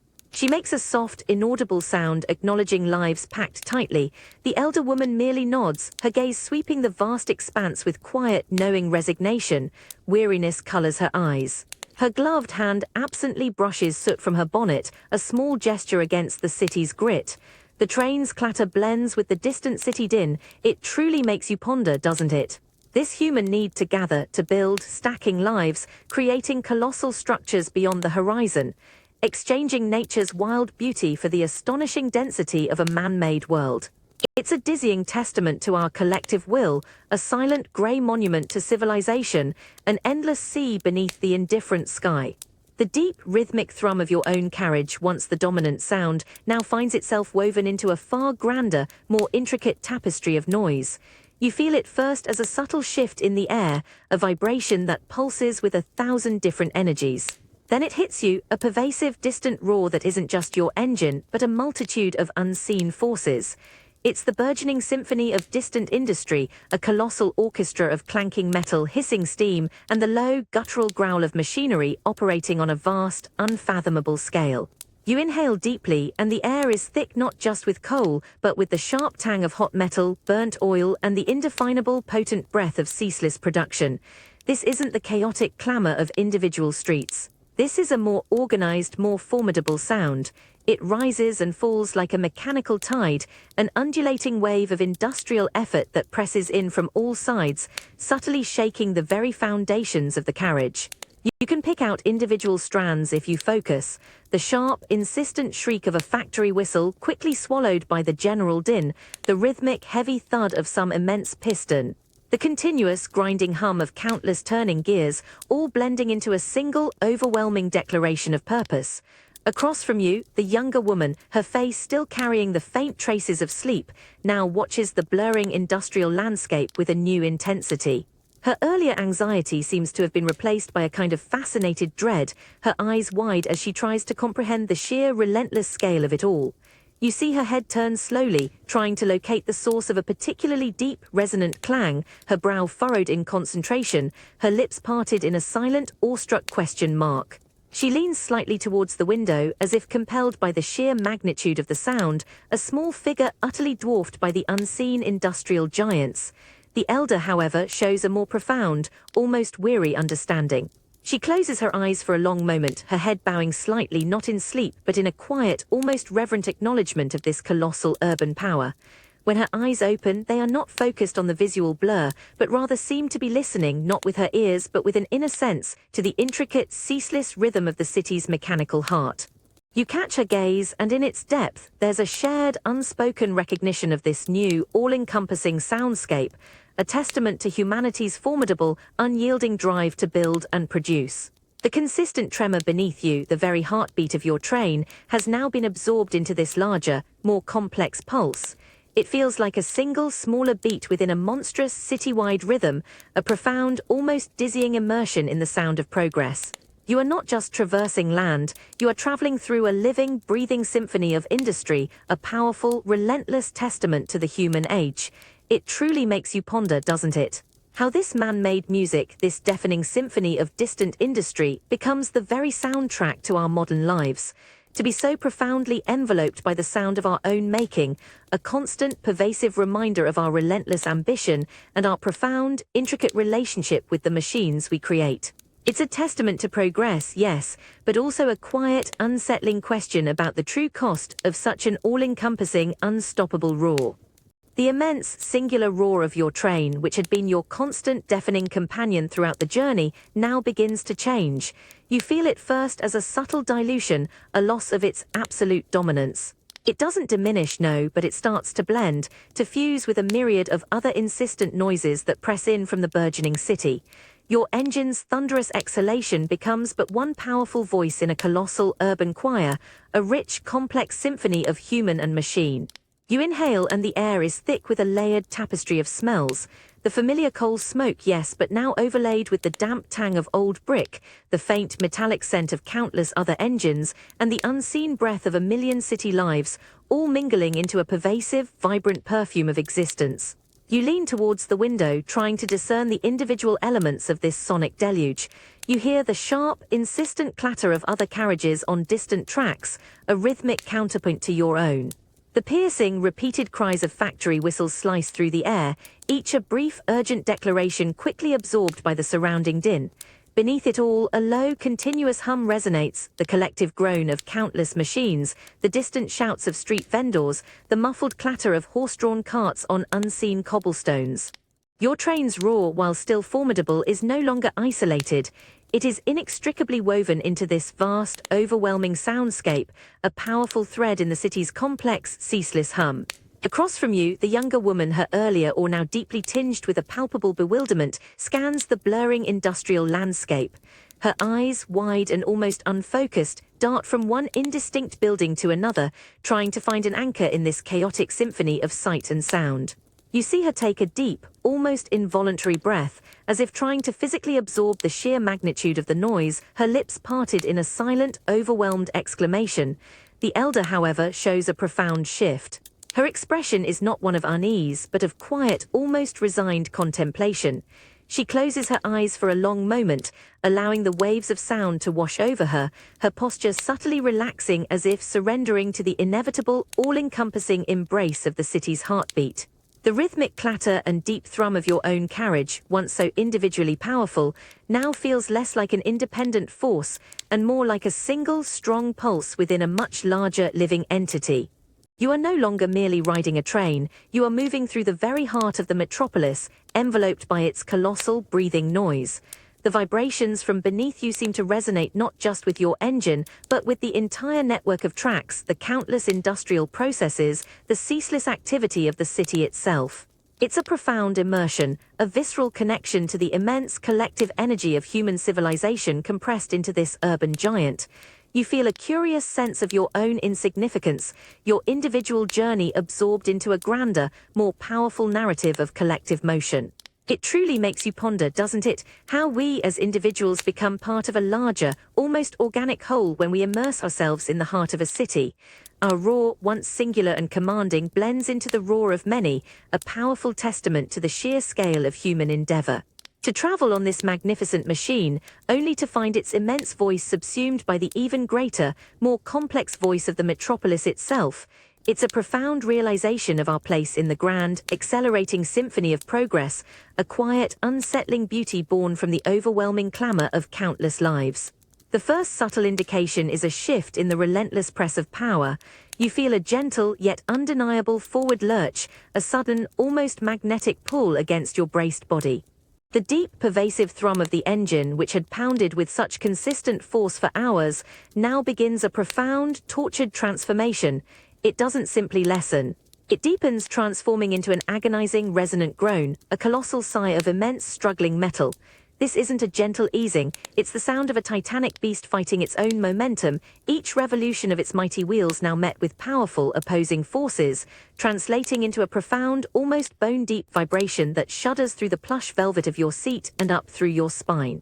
Then a sharp, piercing hiss erupts, a sudden exhalation of steam not from the engine's regular breath, but from unseen valves, accompanied by a low, insistent grinding sound that seems to emanate from beneath the floorboards, a guttural, metallic protest against its own forward rush. The air in the compartment, already thick with the scent of coal and industry, suddenly carries a new, sharper tang, the acrid, almost burning smell of hot iron, a profound testament to the immense friction being applied. You instinctively grip the armrest, your knuckles whitening, as the carriage seems to momentarily protest, shuddering with a heavy, deliberate tremor. Across from you, the younger woman who had been in a restless slumber is abruptly jolted awake. Her head snaps forward with the sudden deceleration, her eyes flying open, wide with startled apprehension. She quickly steadies herself, her gloved hands gripping the edge of her seat, her gaze darting towards the elder, seeking reassurance in this new, unsettling phase of the journey. The elder, however, remains composed, though her lips thin into a tight line, and you see her hand subtly reach out, pressing against the window frame, as if to physically gauge the train's diminishing speed. Her eyes are fixed forward, discerning, assessing this familiar, yet always unsettling, dance of immense power brought to heel. Outside the window, the frantic blur of the metropolis begins a slow, grudging resolution. Individual shapes previously lost in the rush now start to assert themselves, though still streaky and distorted. You catch fleeting glimpses of dark, grimy buildings, their brickwork becoming marginally more distinct, their windows less of a smear. The rhythmic clatter of the wheels, while still forceful, loses its headlong urgency, each beat more deliberate, more punctuated, as if the giant is taking heavy, reluctant breaths. The entire carriage seems to sway with a heavier, more profound rock, a clear indication of the immense mass of metal struggling against its own powerful inertia. It's a powerful, almost wrenching sensation, this deceleration, a testament to the colossal energies at play as the journey approaches its end. It truly makes you ponder, doesn't it, the sheer colossal effort required not just to accelerate but to bring such immense power to a halt. To witness the struggle, the mechanical agony of a beast forced to surrender its speed, is a stark reminder of the fundamental forces that govern our world, and the profound human ingenuity required to bend them even momentarily to our will. The immense, powerful surge that has defined your journey gradually, inexorably, yields. You feel it first as a profound, gentle easing in the relentless vibration beneath you, replaced by a heavy, deliberate roll. Your body, which had been unconsciously bracing against the constant motion, now subtly relaxes, a slow unwinding of tension. Outside the window, the world, a frantic, streaky blur for what feels like an eternity, suddenly begins to coalesce, details snapping back into vivid, undeniable focus. What were once smudged streaks of brown and green now resolve into individual brick houses, their distinct windows dark and square. A chimney exhales a lazy plume of grey smoke, perfectly still against the backdrop. You glimpse figures on a pavement, their faces clear, their clothes discernible, moving with an unhurried pace that feels alien after your own relentless rush. The individual leaves on a distant tree, previously a green wash, now shimmer with distinct edges. It's as if a veil has been lifted, revealing a world held in sharp, intricate detail, a contrast so stark it almost stings your eyes. The oppressive roar of the engine, though still present, transforms.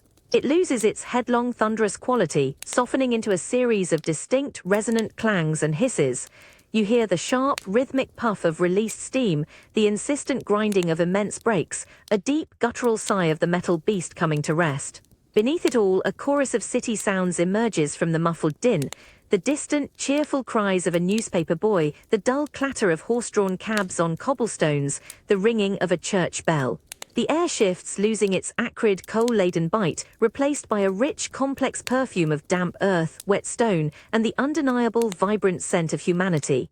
Across from you, the younger woman, her exhaustion replaced by a sudden, vivid alertness, leans forward, pressing her gloved hands against the window. Her eyes, wide and luminous, dart from one resolved detail to another, a radiant smile slowly spreading across her face. It's a smile of pure relief, of rediscovery, as if she is seeing the world truly, completely, for the very first time. The elder, too, allows a subtle relaxation to soften her features. She gives a small, almost imperceptible nod, her gaze sweeping the now clear landscape with a quiet, knowing satisfaction. Her fingers, which had been resting tensely, now gently tap a soft, almost triumphant rhythm on the velvet of her dress, a silent celebration of arrival. The entire carriage shudders one final, profound time, a colossal, resonant groan that permeates every fibre, and then, with an almost shocking abruptness, it falls silent. Or rather, your train's roar ceases, allowing the city's myriad noises to swell and envelop you. The pervasive tremor stops. You feel a sudden, profound stillness, a sensation so utterly alien after hours of relentless motion that it almost feels like a new kind of movement. Your body, no longer braced, seems to expand, reclaiming its own space, its own quiet integrity. You are here. It truly makes you ponder, doesn't it, how our perception of reality, the very sharpness of our world, is profoundly shaped by the speed at which we move through it. To have the world blur, then snap back into such vivid focus, is a powerful reminder that clarity, like stillness, is a precious, often overlooked gift. It's a quiet triumph, isn't it? To return to a world where every detail is rendered, where every sound can be heard, where the human eye and indeed the human spirit can truly, beautifully comprehend its place once more. The colossal, rumbling beast that has been your world for hours now begins its final heavy sigh. You feel a profound, drawn-out groan of immense metal on metal, a shuddering deceleration that rocks the carriage from side to side with a deliberate final grace. Outside the window, the familiar, tightly packed houses of the city abruptly vanish, swallowed by something far grander, far more awe-inspiring. A vast, echoing vault of space unfolds before your eyes, a monumental structure of iron and glass that stretches impossibly high and wide, dwarfing everything beneath it. The light that permeates this immense edifice is not natural sunlight, but a filtered, ethereal glow, diffused by countless panes of glass, giving the entire space an almost sacred, otherworldly luminescence. The air that flows in through the subtle gaps and openings carries a symphony of new, overwhelming smells. A rich, pervasive blend of hot steam, lingering coal dust, the faint tang of engine oil, and beneath it all, the undeniable, vibrant perfume of thousands of human bodies, of distant food, of damp stone, all mingling into a unique, intoxicating essence of human commerce and transit. Your train, no longer an isolated entity, now glides slowly, reverently, under a cavernous roof of intricate ironwork, which arches majestically overhead like the ribs of some colossal, long-extinct leviathan. The rhythmic clatter of the wheels, though still present, transforms.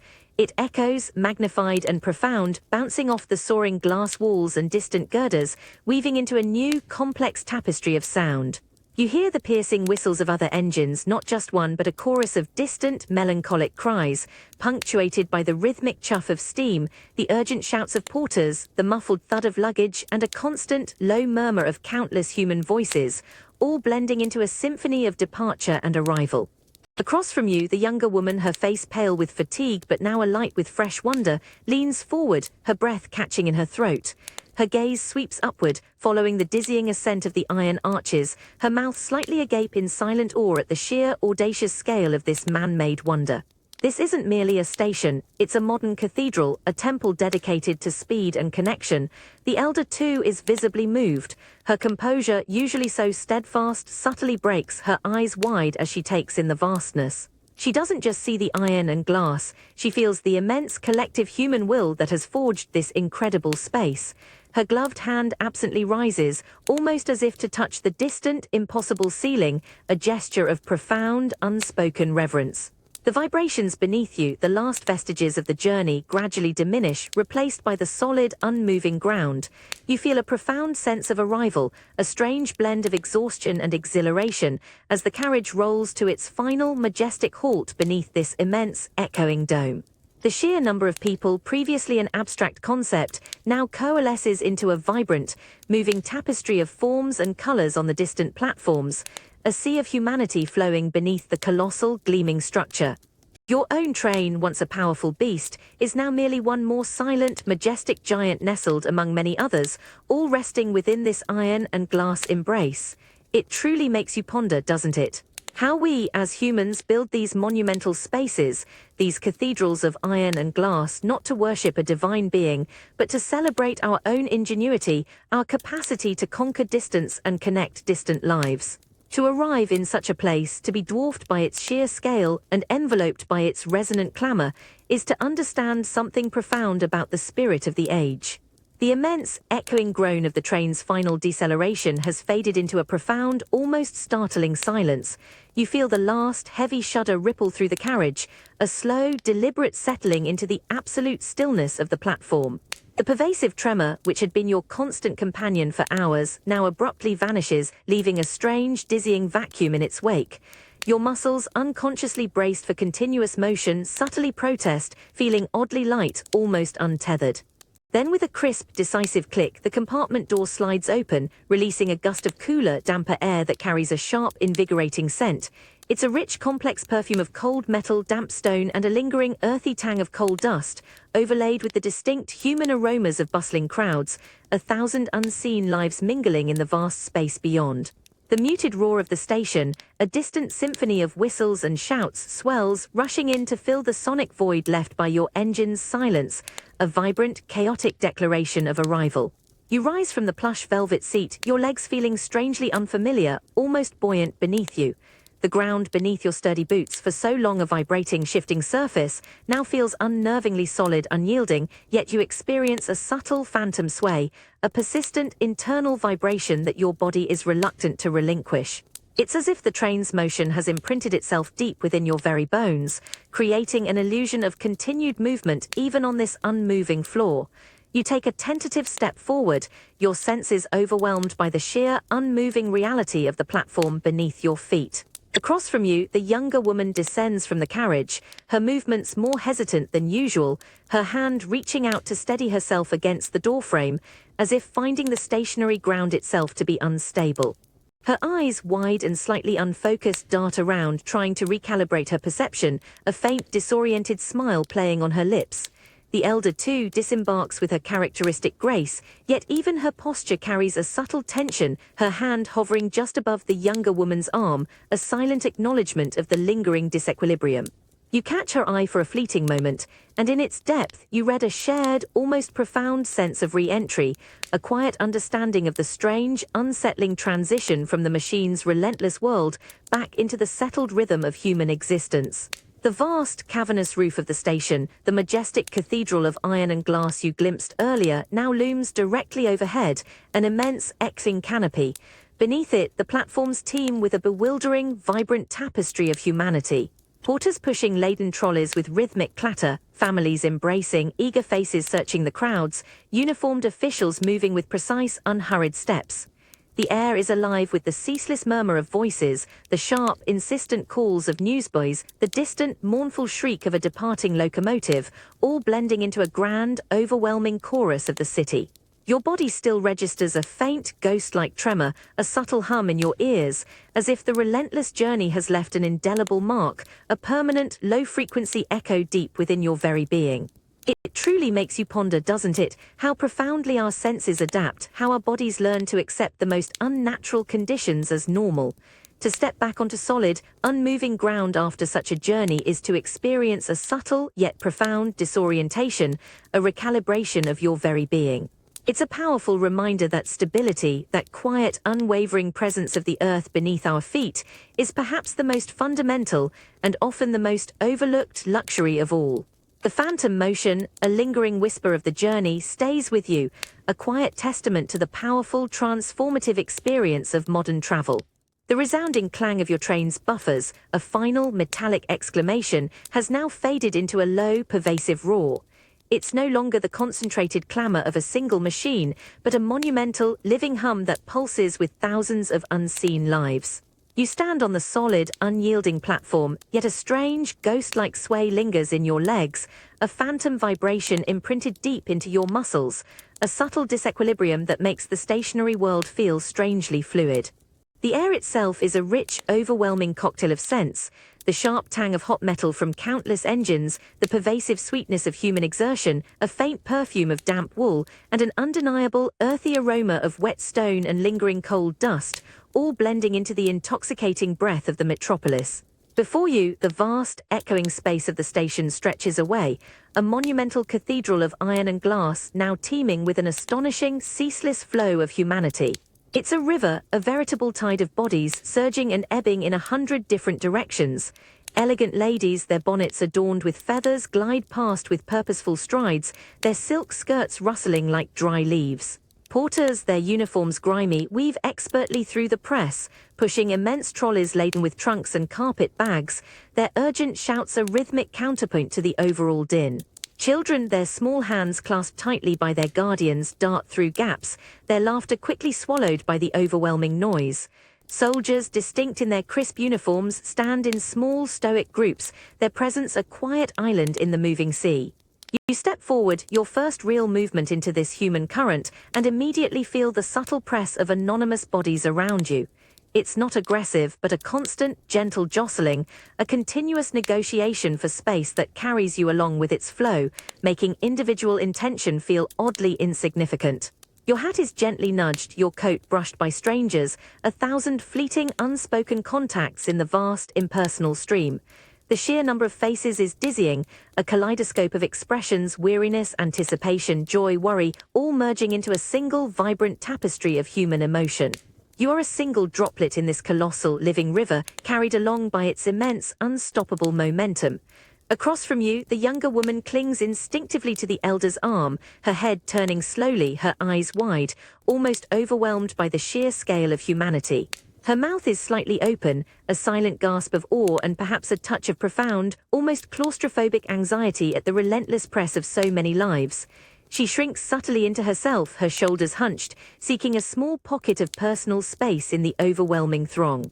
The elder, however, navigates the crowd with a more practiced, almost resigned air.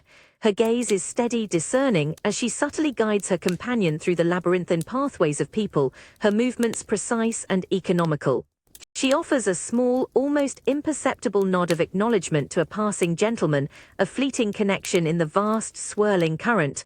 The cacophony of the station is immense. Your own train's silence only highlights the vibrant, ceaseless roar of human activity.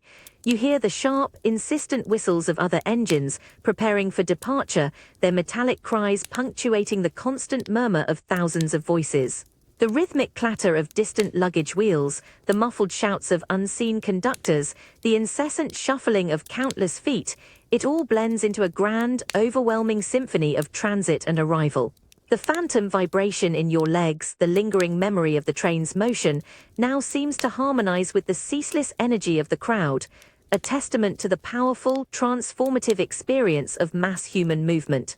You are no longer merely observing. The immense, echoing groan of the train's buffers, a final metallic exclamation, has now faded into a low, pervasive hum that seems to resonate from the very fabric of the vast station. You stand on the solid, unyielding platform, yet a strange, ghost-like sway lingers in your legs, a phantom vibration imprinted deep into your muscles, a subtle disequilibrium that makes the stationary world feel strangely fluid. Your senses, sharpened and overwhelmed by hours of relentless motion, now greedily absorb the myriad details of this new, vibrant reality. The air itself is a rich, overwhelming cocktail of scents. The sharp tang of cold iron and damp stone, a lingering, earthy perfume of coal dust, and an undeniable, vibrant aroma of thousands of human bodies, of distant food stalls, of wet pavement, all blending into the intoxicating, breathing essence of the metropolis. The vast, cavernous roof of the station, the majestic cathedral of iron and glass you glimpsed earlier, now looms directly overhead, an immense, echoing canopy. Beneath it, the platforms teem with an astonishing, ceaseless flow of humanity, a river of life in constant motion. But it's not just the sight, it's the asterisk sound asterisk. Your train's mighty roar, which had consumed all, is gone, allowing a symphony of urban life to swell and envelop you. You hear the sharp, insistent whistles of other engines, preparing for departure, their metallic cries echoing off the distant girders. The rhythmic clatter of distant luggage wheels, the muffled shouts of unseen conductors, the incessant shuffling of countless feet, the murmur of thousands of voices, it all blends into a grand, overwhelming chorus of transit and arrival, a profound, vibrant testament to human activity. You take a hesitant step forward, your muscles still recalibrating to the stillness, and feel the subtle press of anonymous bodies around you. It's not aggressive, but a constant, gentle jostling, a continuous negotiation for space that carries you along with its flow, making individual intention feel oddly insignificant. Your hat is gently nudged, your coat brushed by strangers, a thousand fleeting, unspoken contacts in the vast, impersonal stream. The sheer number of faces is dizzying, a kaleidoscope of expressions, weariness, anticipation, joy, worry, all merging into a single, vibrant tapestry of human emotion. You are a single droplet in this colossal, living river, carried along by its immense, unstoppable momentum.